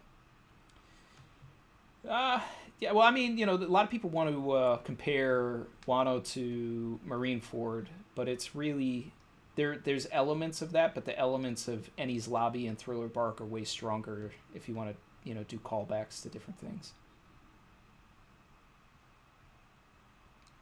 But yeah, I mean, Whitebeard put all of the emperors on a pedestal, all of them. He did. I feel. Do you feel like Whitebeard overinflated the emperors, or do you feel like every emperor? Because let me put it this way, because this is one of the biggest conundrums. I don't know if you've seen it. There's another circling around admirals and Yonko. That debate is circling around again on Twitter. Whitebeard's performance in Marineford is a sickly Whitebeard, right? We all know he's nerfed, fair, but he was still dominating to a degree. Everyone that he came in contact with. The fights with the admirals were like more exchanges. Like you saw how skilled the admirals were, but Whitebeard is literally focusing on like so many different people at once, and they're all trying to attack. Like Kizaru sneak attacking him, Aokiji. You know what I mean? So it's like if it's just a 1v1, I think Whitebeard wins, and this is a sick Whitebeard. If Kaido's supposed to be the strongest creature in the world, are we saying that if Kaido's in that situation, he is bodying everybody there? Because Kaido has no weaknesses that we know of. Maybe, I mean, obviously it's Odin's sword and Conqueror's Haki. Those are the weaknesses, but I think what we need to see and what is severely lacking in this arc is seeing Kaido do a feat like Whitebeard. Run through a bunch of people, and the 5 that were on the roof do not cut it. but just run through. Like, this is why I wanted Kaido to, like, head down to the live floor and wreck house. Like, I was really hoping that when Luffy got knocked down, that he was going to get back to the roof and Kaido wasn't going to be there. And that Kaido had gone down to the live floor, started decimating the whole thing until there were only 9 people left to go with the prophecy. Ooh, that would have been very good. Now that I think about it, like that's what I wanted, and then that would have been a comparison to Skypiea with Enel's game, right? At the end of all this, there's only going to be 5. So I've been thinking about it like this. Yeah, the Enel. Go ahead. I'm gonna let you finish your thought because that Enel one was great. I want to talk about that. Go ahead. That's I love that moment. Probably one of my favorite moments of Skypiea. And so when I heard this 9 prophecy, all I could think about, and all I've been able to think about, is that Skypiea moment. Like, at the end of this, there's only going to be 9 people, and those 9 people are going to be the people that take down Kaido. I don't know if that's what we're getting anymore, but when Luffy got thrown off the roof, that's what I thought we were finally getting.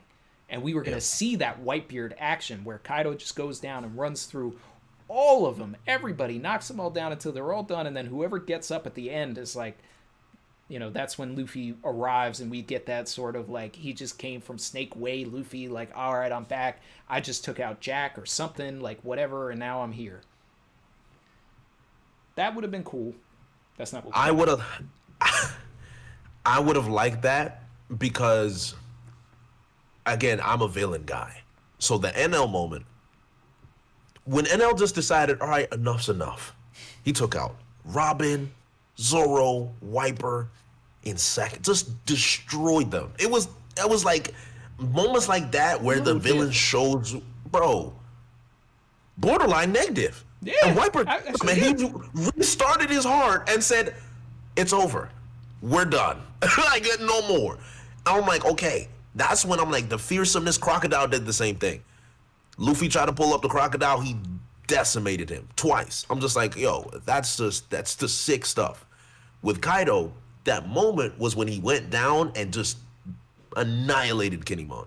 Like, he was just out there causing havoc. Like, that moment, to me, Kaido doing that was what I wanted to see. I'm like, yeah, now we're getting savage Kaido. Exactly. And to be fair, he did his job, but Savage. if he went down to the live floor and he took out basically the Yakuza, all of the Wano guys, taking out the Smile users as well, that would have been, the Smile users that turned, just nothing but bodies everywhere, people struggling. That would have been perfect. We should have gotten that also when, remember when he beat the Scabbards and he's like beating them off screen for like an hour? Yeah. Like, that's my problem. It's just like, I feel like he's wasting these good Kaido moments because he destroyed the Scabbards. And we cut to a scene of him clubbing them on the floor. I'm like, bro, how are they surviving this? Like, this, you can't, like, there has to be, because we know he one-shot Luffy in Gear 4. So we know what he's capable of. Right. How are these guys getting up, moving around? Like, where, I don't want him to be dead. Just be out for the rest of the arc. That's all I ask for. And it just keeps coming back to the point where when Kaido does these great things, everyone gets back up and they're fine. And Zoro's got a miracle drug now. It does not make Kaido look good at all. It's a matter of fact, someone in my chat, in my live reaction, said the fun. I ignored it because if I actually absorbed it, I'd have to slander Kaido, and I really didn't. But they said Kaido is the king of beating people and watching them get back up. Like, that's all he does is just whoop everybody and then they just get back up for whatever reason. He never actually beats anybody. Yeah. Except for Luffy. He beat Luffy. I'll give him that. He definitely beat Luffy. And then it's like, twice, actually. Oh, but that's Kaido's whole thing. Like, he just wants to break your will and have you join him. No. This man has been built up as a true savage of the highest degree. Exactly. And I haven't seen the savagery. I haven't seen it yet. And the elements that we got that were savage were diminished because Oda came back and was like, nah, it actually wasn't as savage as you thought. But the thing is, that's the thing though. He is savage. He is, because when he beats you into submission. Stabbing Kinemon is the savagery. Yeah. And this is why I mentioned, like, Oda, there's ways to do the fake out where you don't have to kill him. Like, for me, if he stabbed Kinemon's hand, like he stabbed both of his hands to the ground and said, "You're not moving from this spot," and just walked away, you can keep Kinemon away and maintain the savagery of Kaido. Now that, I mean, him chopping off Orochi's head, savagery, right? Yeah. So we have these moments, but Orochi comes back again. So it's like, let's get something final. At least, like I said, if he beats somebody, they're gone. Like when he beat Luffy, Luffy was gone. That's a great point about stabbing the hands. Like, there's so many ways that Oda could have gotten out of that situation. Yeah. If he wanted to keep Kinemon alive. Even cut a limb off. Like, yo, when Doflamingo cut Law's arm off, that was savage. I'm like, wow. Oh, yeah. I was like, Dofi, Jesus Christ. Like, yo. Oh, my God. Like, these One Piece villains, sometimes I think we underestimate it. Yeah. Yeah. But then then at the same time, you know, it's more in Wano that we're underestimating all of the heroes. Because they just keep getting back up. I don't know. This guy, I refuse to believe I'm underestimating these scabbards. I'm sorry. I can't. Maybe they're just all, maybe they just have ridiculous durability. Maybe that's all it is. Yeah. It's One Piece, you know? We just talked about Zoro and the Pillars and Das Bones. Like, there's precedent. We've seen it, so you just take it as you go, you know? Definitely. Yeah. So yeah, man. I mean, I usually let's see, we're about an hour and 50 minutes into this. I usually go to 2, so I think I want to open the chat up to, you know, any sort of last minute questions that anybody wants to throw out, any sort of last ideas, and then over the next like 10 minutes or so, whatever, you know, we'll wrap this up. But I mean, it's a good. The chat brings up a good point, by the way. Kiku's arm. Although that was more of just like indirect. It seemed indirect. It just didn't hit. Like Doflamingo stood on top of Law and then cut his arm off. That is very personal and very aggressive. Yeah. Yeah. T said, no one has to die for it to be good, Randy. So I'm not saying that it... I think people get upset. They say, like, I want people to die. I mean, like, I think that there's a lot of emotion that can be drawn from death, and that it can forward the story. It doesn't mean that anybody needs to die. No. But when you build up someone like Kaido, we've seen him kill Odin, but I'd love to see him actually kill someone in the present timeline. Yeah. Because he's already been established as someone who is a murderer. So if Oda wanted to show the savagery and the viciousness of a particular character, this is the one to do it. Yes. It's not that I want every villain to kill someone. I wasn't sitting there in the Dressrosa arc saying, I want Doflamingo to kill this person, this person, this person. No, Kaido should kill someone and set himself up as, like, you know, Kaido had the potential of being, you know, like, up there with, you know, as far as villains are concerned, like the Friezas and the Cells and all of that. And for right now, when it comes to One Piece, it's like Crocodile and Doflamingo are those for me. I think Blackbeard will eventually get to that. I think that Oda will flesh that out, but Kaido is not, like, at that level of, like, iconic villain yet. I like what you're saying, right? So Crocodile in particular, because with Crocodile, I mean, Luffy should have died twice. To me, actually, if we're talking about savagery, like, remember how we're talking about how Doflamingo severed off Law's arm? The most savage moment in One Piece is Crocodile stabbing Luffy in the gut. And the speech about, oh my God, oh, the speech. He's like, there is so many rookies out here, like, you're a bum. Just threw him in the dirt, threw him in a sand whirlpool. I'm like, yo. Yeah. And then he grabs Luffy's neck and basically shrivels him to death. He did that with other people as well. Crocodile was fearsome, and he had, like, long-lasting damage. And and the thing is, you were mentioned with Kaido, he killed Warrior's crew, so we know he has a past of murdering. Like, right. He's a murderer. Like, people that went off to, remember the Ashura Doji's guys that went over to Onigashima. They all Murdered. died. Murdered. They all murdered, right? He cut off Orochi's head. Murdered. Yeah, murdered. Kaido murders people. So I think we, as the viewer, we just need to see him murder somebody. It doesn't have to be anyone grand. But if Orochi was dead, everyone would have been happy because I'm like, wow, Kaido's a murderer. Confirmed. we got it. We got it. So that even the moment where Kaido is beating on the scabbards, to me it was morbid to see. Like, this guy has beat them already and he's continuing to beat them while they're down. I'm like, this is morbid. But it seemed like on brand. Again, you just need that one thing that pushes it over the edge.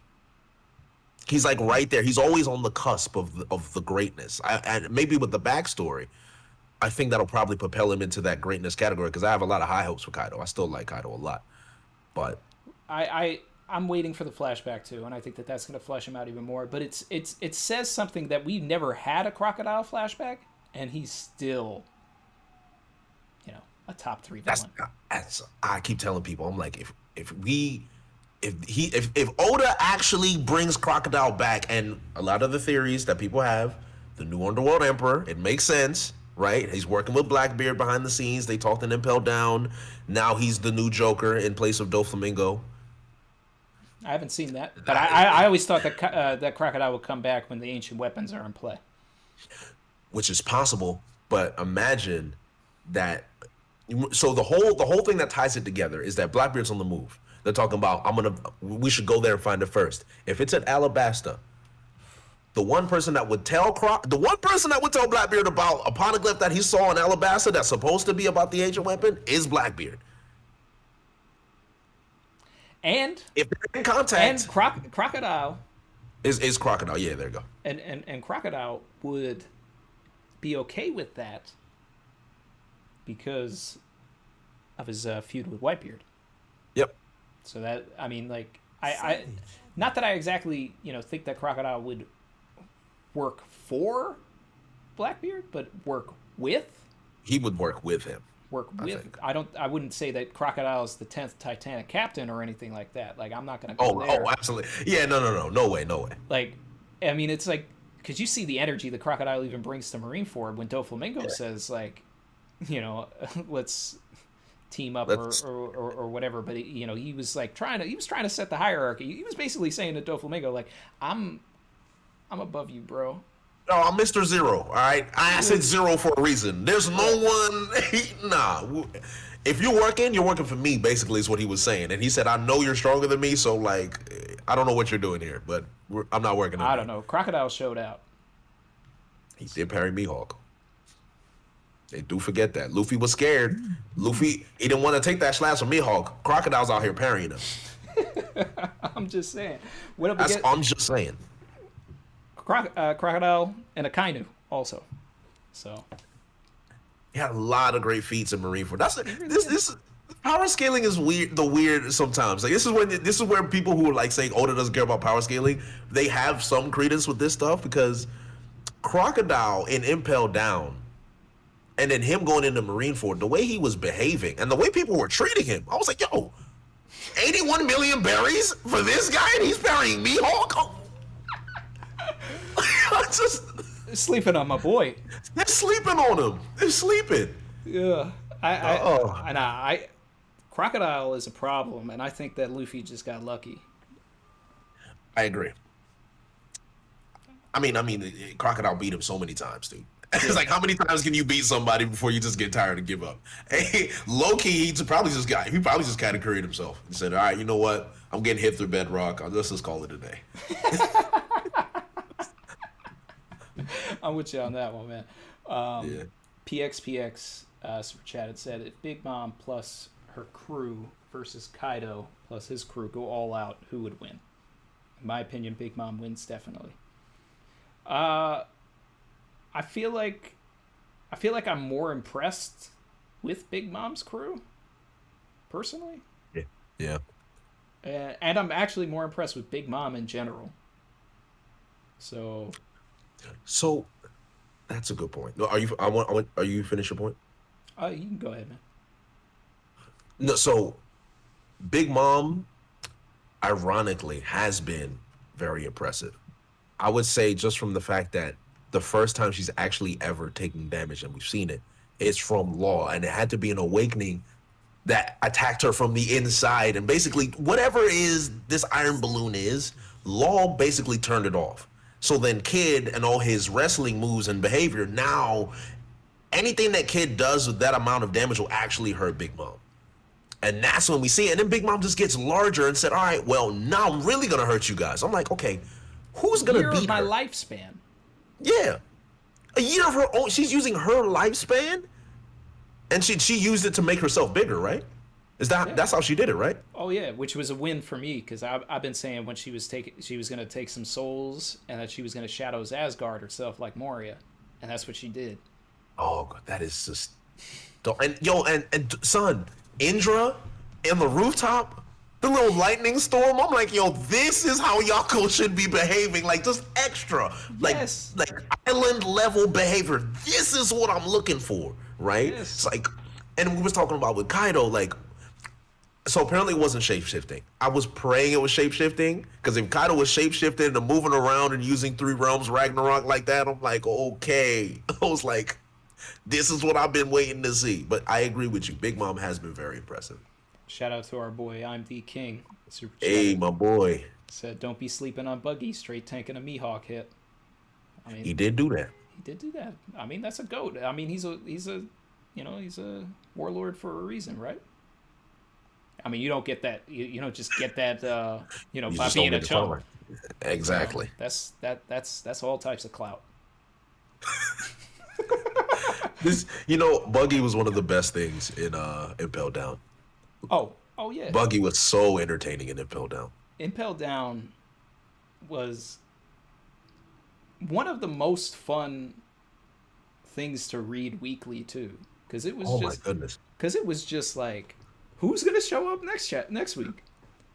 Who's gonna show up? It was just like the perfect excuse to introduce so many older characters. They were like, hey, look, it's Crocodile. Hey, man, what's. Oh, and Dosbone. I'm a Crocodile stan. Like, Same. Crocodile is my favorite villain. Yeah. Bar none. Always So- number one for me. So when he came back, I was like, no matter what, this is a top 5 arc. Bro, the boiling blood. The fact that he didn't scream either. They put him in boiling blood. He's just like, nice bath. Yeah. Cool. Next. The guy's raw, man. And the fur coat. I mean, come on. The coat. Yo, the the man, drip. the man stopped in the middle of the breakout to make sure that he collected his drip. He said, I gotta look crispy at all times. But get this off me, yo. Crocodile just got the right energy all the time. Just He's like, always. BRB. This man ducked, dipped for a minute, went through a couple of walls, sanded some walls, went into his locker. Was like, all right, there's my. All right. All right, get the little green, okay. Fur, I like the fur, okay. He said, "Oh, but you're not gonna like this one." He said, "Yeah, I'm gonna kill him, man. Magellan not gonna know what hit him." Certified drip. Certified. Yeah. Oh man, I could talk I need a about- cosplay as Crocodile. Me too. That You could pull it off. You could really pull off Crocodile. Now I'm looking at it. I need a big ass fur. That would be fun. That would be fun Yeah. to do. Maybe next year, next Halloween. Already did the Onigashima trip. I like that, by the way. Looked very good. Very good. Thank you. I still have to. I have to bless the internet with me recreating the Zoropack stance in it. Need that expeditiously. I need the internet. I'm gonna put the image on Twitter, and I need the internet to Photoshop the Zoropack in there. Yeah. I don't have the time to do it. I could do it. I don't have the time to do it. I think the funniest thing, the funniest video you've made a lot of funny memes. Bobby Shmurda spinning around Zoro in his hands with the One Piece music in the background. I was dying. I could not stop laughing at that shit. It's the fact that you made it spin too. I'm like, oh, he's being real extra. He's being real extra, yo. Oh nah, that's perfect, man. That is perfect. I gotta. Do I have permission to use that in one of my videos? Like, can I please? Oh, no doubt. Okay. Most definitely. Most definitely. Because I need to use that. I need to tell my editor to put that in my videos at least at one point. By all means. By all means. You know, and I'm definitely gonna bring it back around once the Zoropack gets animated. Please. You know, and don't get it wrong. Just like shout out Dio Brando, just like Jay, I love Zoro. Even though I'm a Sanji guy, I still love Zoro. Yeah. But it's like the amount of like it's skewed, you know, because I feel like it's like the Zoro fans always beat down on the Sanji fans. So it was like when the Zoro pack came out, it was like duck season. Guess what? It's rabbit season now. I'm not gonna lie, that was funny. I'm not gonna lie, that was so funny. Zoro. The funny thing is, the Zoro stands knew they couldn't do anything because Oda just made it so obvious. Sanji is carrying Zoro in a cross blunt. Like they just had to take that one. There was no fighting back on that one. They just had to take it. I was like, damn. I felt bad for him that day. I felt bad. Woo. Oh man, yeah. I don't know when it's they're still making it or whatever, but I ordered a mini figure of the Zoro pack, so like that's happening.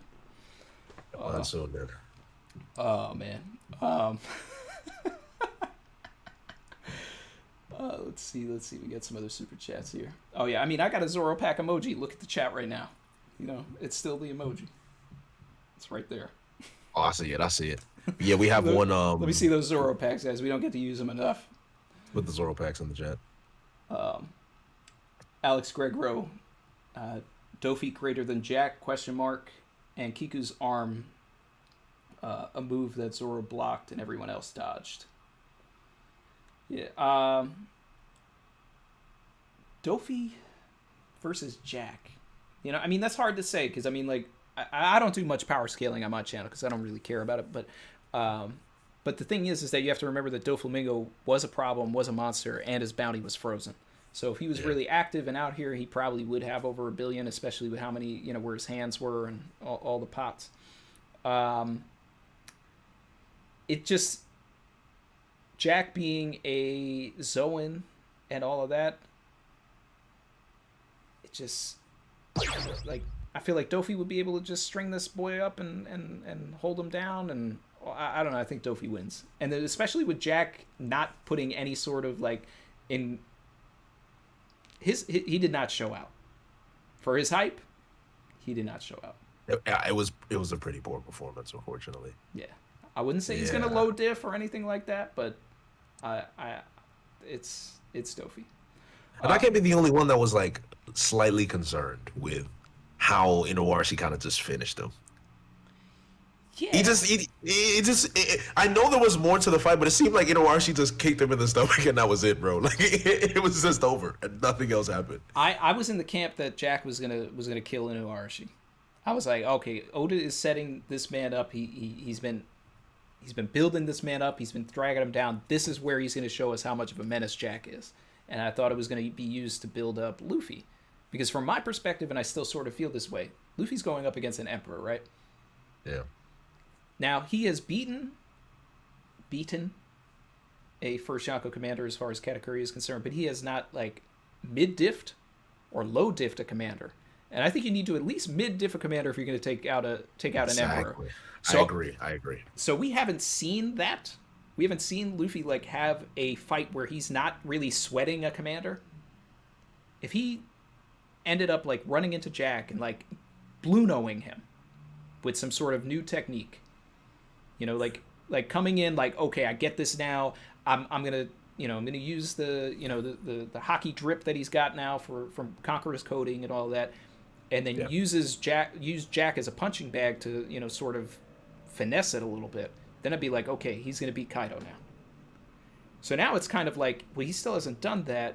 If he beats Kaido, all right, but I still feel like it's gonna be like anticlimactic because he's kind of skipping a step. And that just might be Oda trying to, get to a certain point in the story.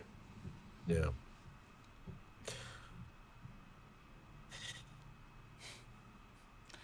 Shout out to Justin Sweat, said, LOL, Kaido trying to make their Haki bloom. That's why he beats them near death. I don't know why that made me laugh. I mean, there's something to it. Something to it. He's just Kaido's just been this teacher all this time. He's just like I mean, it's kind of what they do with the small fruits, right? With if you get the devil fruit and it works out for you, you're good. If it fails, okay. So Kaido instead is I kill people because I want them to Haki bloom. If they die, they die. That's I guess Yep. If they maybe bloom, there's an they ulterior bloom. motive. Yeah, Luffy beats him, and then Kaido's last words are, "You're welcome." Would you be upset if Kaido dies and he? Matter of fact, would you be upset if Kaido dies? Like, Do you think he should die? I wouldn't be upset if he died.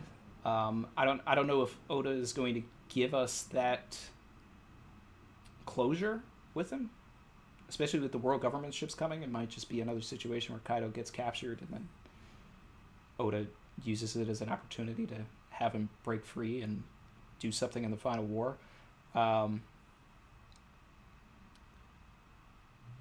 I just, it's so hard to sort of navigate in, because Oda has so many doors open and so many paths that he could go through, that it's predicting the end of the arc now is harder than ever. Where it seemed like very linear, now there's a bunch of different directions. There's an avenue where Luffy does win. There's an avenue where Luffy doesn't win.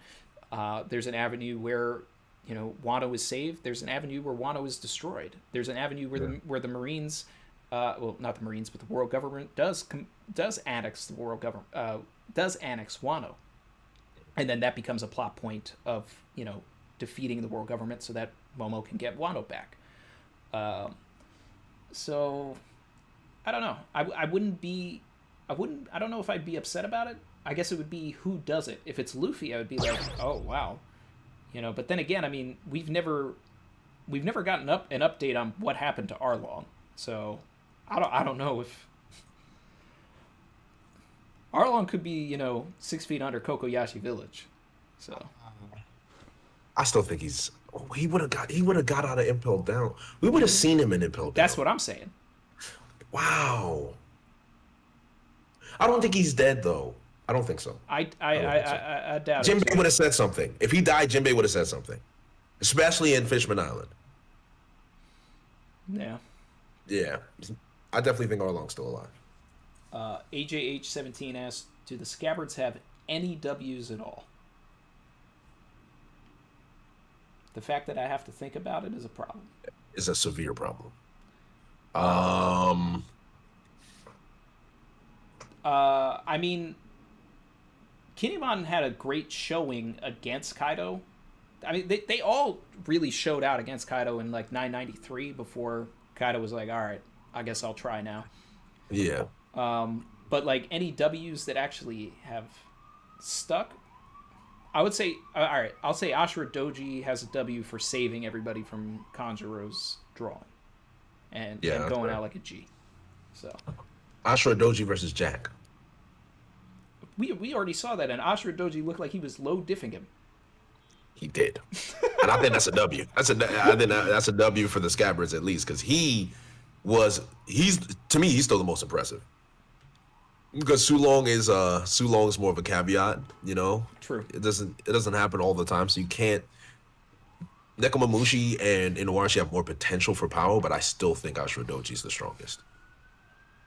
Yeah, he might have looked like he was lazy, but he must have been using those 20 years. Yeah, I think it's crazy because if he fought any of the Tobiropo, I think he beats them handily. I think he would have beat Jack, but it seems like Oda didn't really use Ashura. Ashura Doji is the most famed for his fighting ability, but Ashura Doji was shown and used the least for his fighting ability out of all the Scabbards. How crazy is that? I remember how crazy it was just when that chapter came out with Ashura Doji like fighting Jack and getting that hit off, and we're just like, bro, this guy has a billion bounty. Like he did all this stuff in Zo. Like, what? Who is this guy? Like, these samurai are serious. Like, wow. Right. It was like we all thought like these are the samurai. Like, yeah, and turns out they were the only samurai. They're the only ones, and they get up when they're beaten. Well, Kaido did kill a lot of them, so that is fair.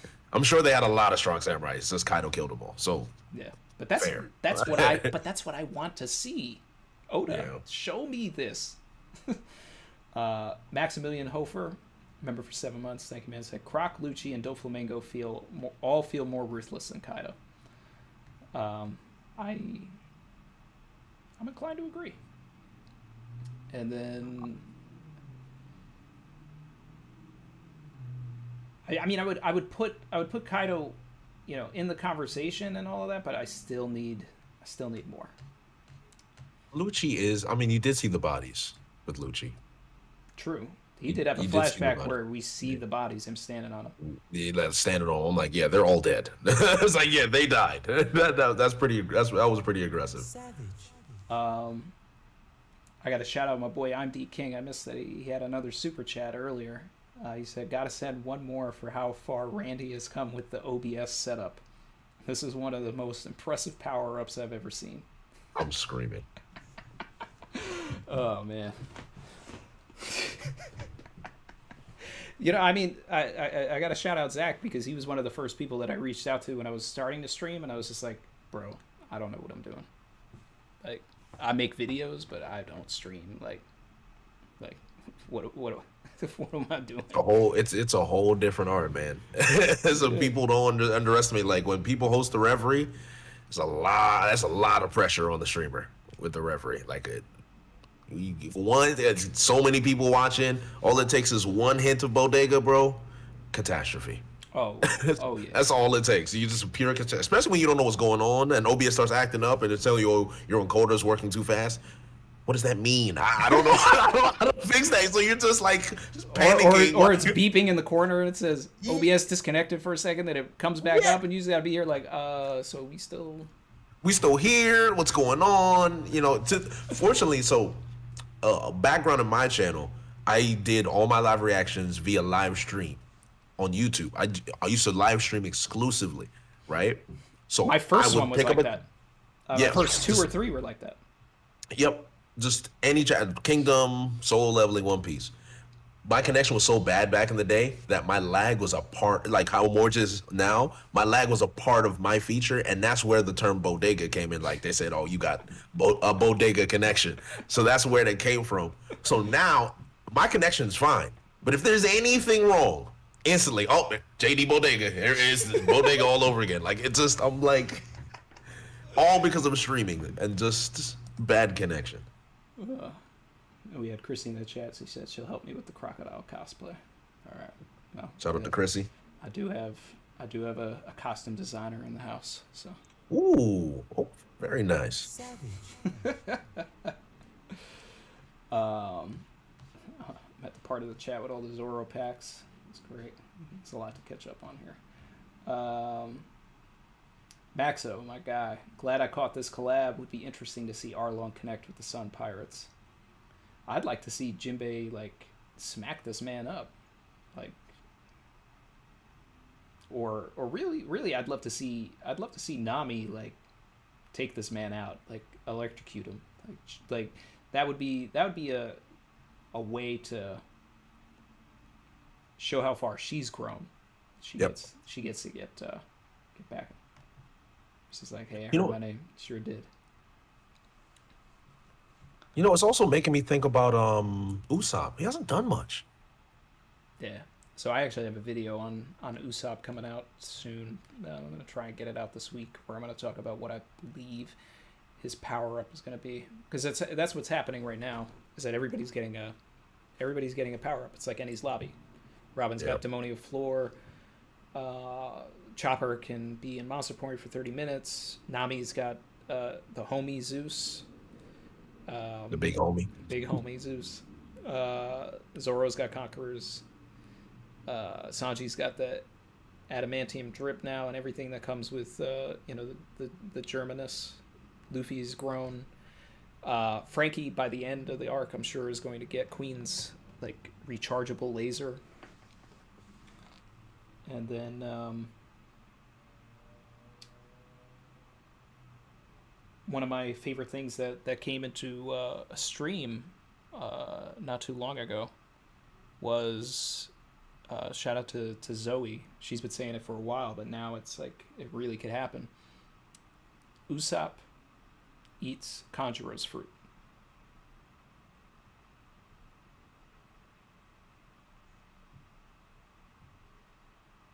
So he draws what he can shoot from his slingshot. Yeah.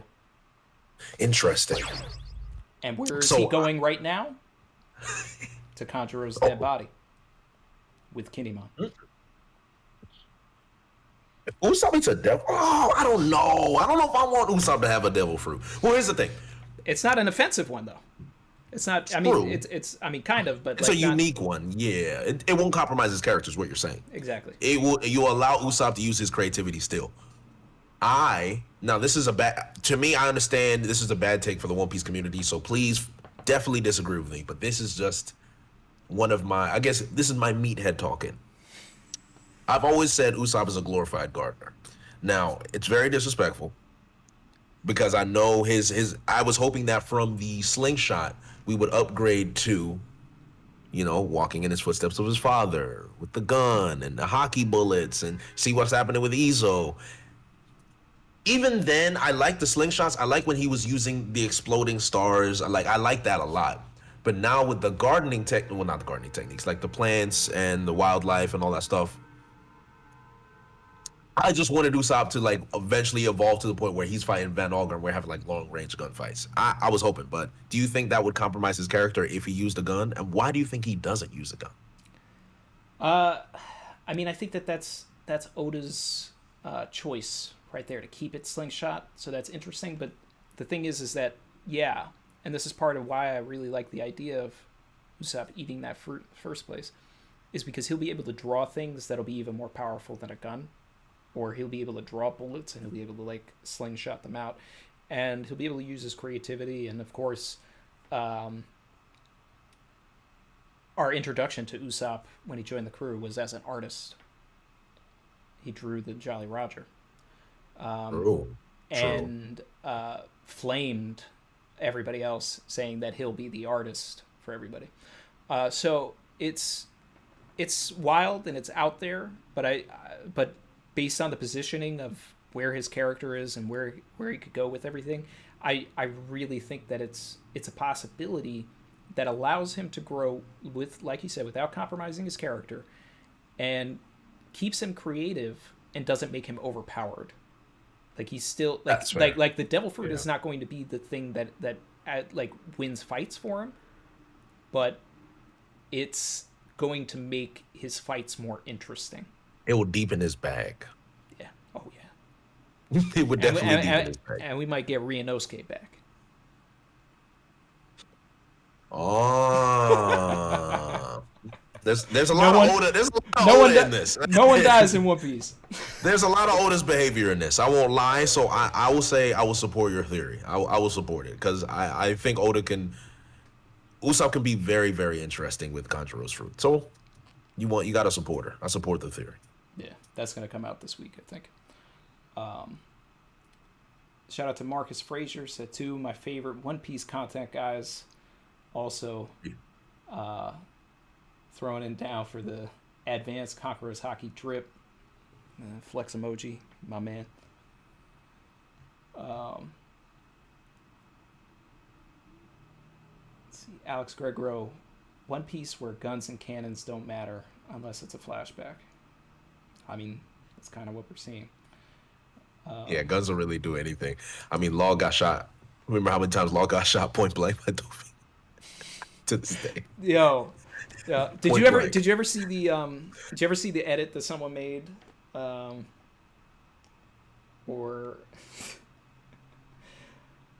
I think I was the one that made the edit. Actually, I don't know, but it was like I can't remember if it was something that I was playing around with. Chrissy, you're in the chat. Was it me or did we find it on the internet where at the scene that Dovey is shooting everybody, it just starts playing. What you say? Every bullet, every gunshot. It's just like that SNL skit. I feel like I did see that. You did do that. I think I did. You definitely did that. I think that was an early thing I did. Did you do it at the beginning of a video? I feel like you might have. I might have just Twittered. I might have just put that on Twitter. Maybe even before I Certified drip. that played by itself. Yeah. I don't remember, man, but that was fun. Oh, you know what I think actually? Yeah, I did. I made it like a story on Instagram or something. I'm the King still in the chat. He said the slingshot can't be changed, but the pop greens definitely ain't it. Spitting. Yeah, but I mean, like anything that he draws, if he gets that fruit, would be something similar to the pop greens, I think. Griffin Vibe said the slingshot eats the fruit. I mean, I'm all right. Maxo said that sounds sick. No. A lot of people saying the slingshot eats the fruit, maybe. Let's see. People are asking me to put my prophet hat on and think about what's going to happen in 1032.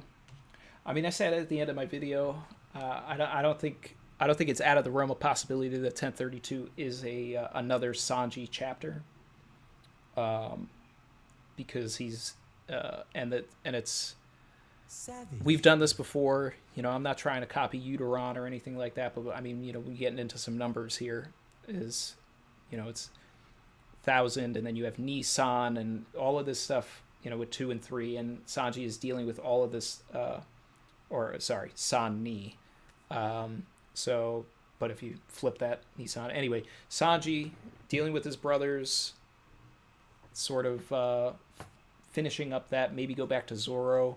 But then also, if we get a update on the 1,000 Sunny, this is the only chapter that Oda can do this where it sounds like the chapter's name is 1,000 Sunny, because it's 1,000 Sandy.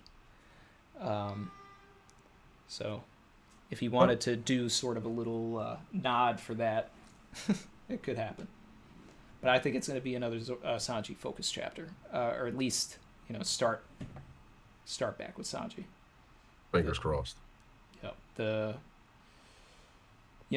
follow through with Hell Memories. Shout out to Loggy Doggy, said thoughts on Usopp unlocking Conqueror's Haki after being tortured. He mentioned tortured pretty specifically in this arc. Dofi unlocked it the same way. I have my thoughts, but what do you think, Jay? Sanji Conqueror's Haki thing? Usopp Conqueror's Haki. Usopp's Conqueror Haki. Okay, sorry. I think it makes sense for him to get it. I think it makes a lot of sense for him to get it.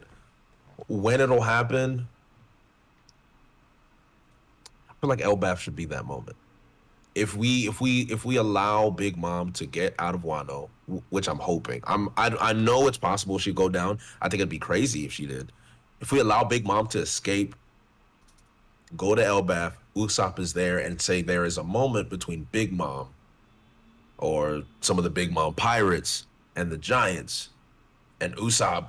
Usopp, when he gets really passionate about something, he becomes the bravest guy out of all of the Straw Hats. Like, once he's very passionate, and he really loved was it Oimo and the other guy from the Venice Lobby? Yeah.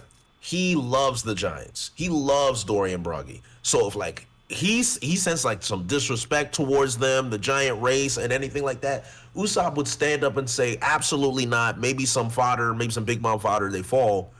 And he does that in front of the Giants.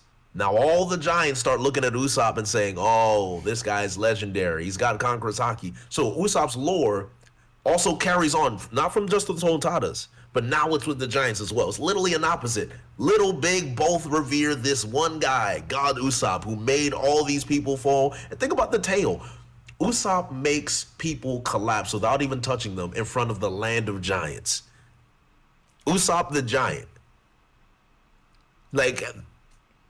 To me, that's poetic. It's poetic. There's definite poetry, and I agree. I believe that Usopp will unlock Conqueror's Haki because it's within his character to do so, and it'll be a defining moment that will actually allow him to believe and get closer to his dream of being the bravest man on the seas, because I think that Conqueror's Haki and the will that is attached to that are kind of go hand in hand. And I think that when he feels like he's achieved his dream will be once he's done something like that. I like the idea of him standing up to Big Mom, especially as a coward, if he can replicate what Jinbei did and like not be afraid of her, not, you know, it would be interesting if it was a situation where she tried to take his soul, but he stood up to her and it didn't happen, and then that's the moment for us that's like, oh wow, like he's brave now. But I would like it even more if Big Mom actually ran into Usopp, actually successfully stole his soul. Yeah. And then that's the reason that propels us to go to Elbaf to chase Big Mom. And then we kind of go on this existential journey with Usopp as he, atones with his own weakness and all of this, and how Big Mom was able to do this, and then stands up to her again, and then there's some way of him getting it back that way. Yep. Or they find some sort of respect or something, and she gives it back that way also. You know, Usopp repairs the damage between Big Mom and the Giants. I don't know. The chat said I'm trying to save face with Usopp stands after that. After that whole soliloquy. What happened between you and Usopp stands? They're saying JD trying to save face after calling Usopp a gardener, basically. Yeah, nah. I cannot confirm or deny whether that's the case. There's a lot of people that like feel like Elbaf is gonna get skipped, you know, and it's like, and I see that all the time, and I'm like, there's literally no way that that's gonna happen, and I say this all the time, and the reason is because the whole reason Oda is drawing One Piece is because he was inspired by Vikings. And the Elbaf is all about the Norse mythology and the Vikings. Like, Oda's going to go off in that arc. Yeah. It's happening. We're going there. No matter what. So. But, yeah, man. We're at 2.5 hours. I mean, we just kept going, and this was awesome. Yeah. How do you feel about everything? I mean, any sort of last thoughts from you, and, you know, maybe we'll wrap this up. I mean, this was a great collab, man. I had a lot of fun. No, thanks for having me. No, this has been awesome. Honestly, I feel like the live action. I mean, we talked. It's funny. It feels like two separate streams. We went all live action, and then all Sanji, and then we just went random. This is like just spitballing. But I would say the live action. After watching your video and hearing from you, I feel like I'm closer to the live action. I feel like I have more investment in the live action than I did before, which is definitely, I would say, is a testament to you. So shout out to you for that. And then with Wano, you know, it's interesting that we've kind of come to the conclusion where Kaido has been such a big positive for Wano, but then when you really look at what's been going on with Kaido, you're starting to notice some of the glam of Kaido is rinsing off because of all these people. Like, you're really waiting for that permanent damage that Kaido should be doing that hasn't happened yet. And it's interesting because I never thought about it that way, and that might be something I talk about later. But that's also very insightful. The Usopp theory I'm very interested in. Still don't like the scabbards. It's never going to change. And then obviously Crocodile's the GOAT. That's the main takeaways from this stream is Crocodile's the GOAT. Need more from Kaido. Live action is a lot to look forward to. Yeah. There was a well-timed savage in the stream when you said still like the scabbards. Yep. And then we got two last super chats here. Dummy Danny said, thoughts on Yamato and what will happen to them after Wano? Like, any guesses? I mean, they either join or not, and everything's looking good for them joining as far as I can tell. How do you feel about Yamato?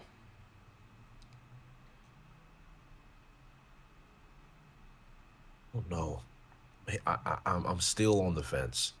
Yamato hasn't pulled me in yet. I feel you. I feel you on that. Yeah, I think Yamato. People love Yamato because of the character design. You know, being Kaido's son, daughter. That's a whole other debate, but we won't go into that. I'll just say both, just for the safety. And that in itself is also marred with Oda's ambiguity with Yamato as well, and then you know the SBS stuff. There's been a lot of noise around Yamato, which has kind of taken the focus off the character. And when you actually pay attention to the character, we still need more from Yamato, just a little bit more, and some more introspective thoughts, like the flashback with Yamato and Kaido. I like that because you Need see more, where it though. came from. Need more. Yeah, you And I need expect it, more. and I expect to get more. Yeah, like to me, I'll say this to everyone in the chat: what we got from Sanji in 1031 is exactly what we mean when we say we need more, because that is the Yes. more we're looking for. That is depth. That is character-defining moments. We need that from not just Sanji, Zoro, Everybody. Robin. We got it. Brooke, especially Brooke. Oh my God, like Yeah. Brooke. We need that. We need these moments. So Yamato, please. Let's get that, and then bring Yamato in the Straw Hats, and we're good. And I think that can come. I've talked about it a lot. That one of the biggest and most pervasive themes in Wano is identity, Yep. and you see this left and right because everybody has a different person that they're portraying, to the smallest of all sorts of characters. You know, I mean, you got Denjiro is, you know, Kyoshiro, and also Ushimura, Kozo, Komurasaki, Hiyori, you name a character. I mean, even to the point where Big Mom had amnesia, literally like messing with her identity. Kamazo, Manslayer, Killer, all of the Straw Hats choosing different names. There's so much stuff going on. Now you have this character that is steaming with like an identity crisis with Odin, right? So if we kind of have that introspective moment with Yamato where they figure out that they don't need to be Odin, especially once they see Momonosuke looking like Odin now, that may give Yamato the ability to sort of become their own person. And I think that that's the growth that is necessary to happen within this arc before they join. Yeah. And then last, Lucy B said, do you think Smile Eaters will be cured? I think it's very possible, and I think that could be one of Chopper's biggest feats in the series. Has to be. Yeah, and I think it really should be mostly Chopper that does it, and not Law helping, because that's just going to diminish Chopper. So, and yeah, man. So that's I feel good. I had a blast, Jay.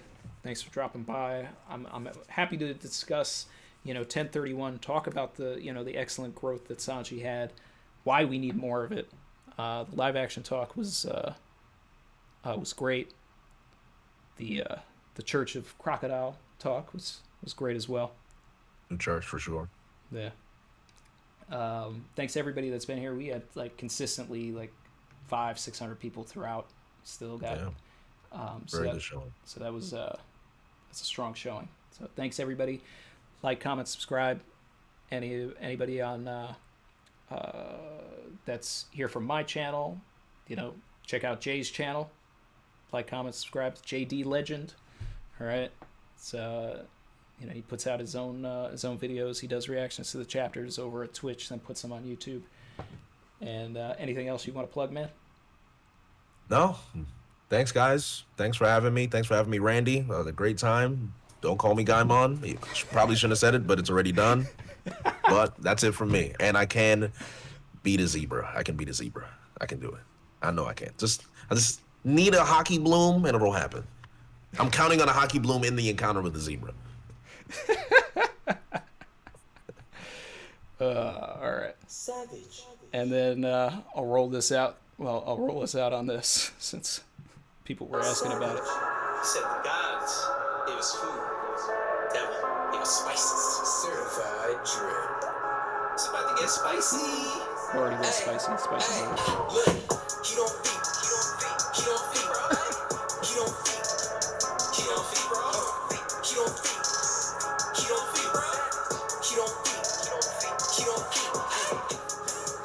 Apparently. What are you laughing at?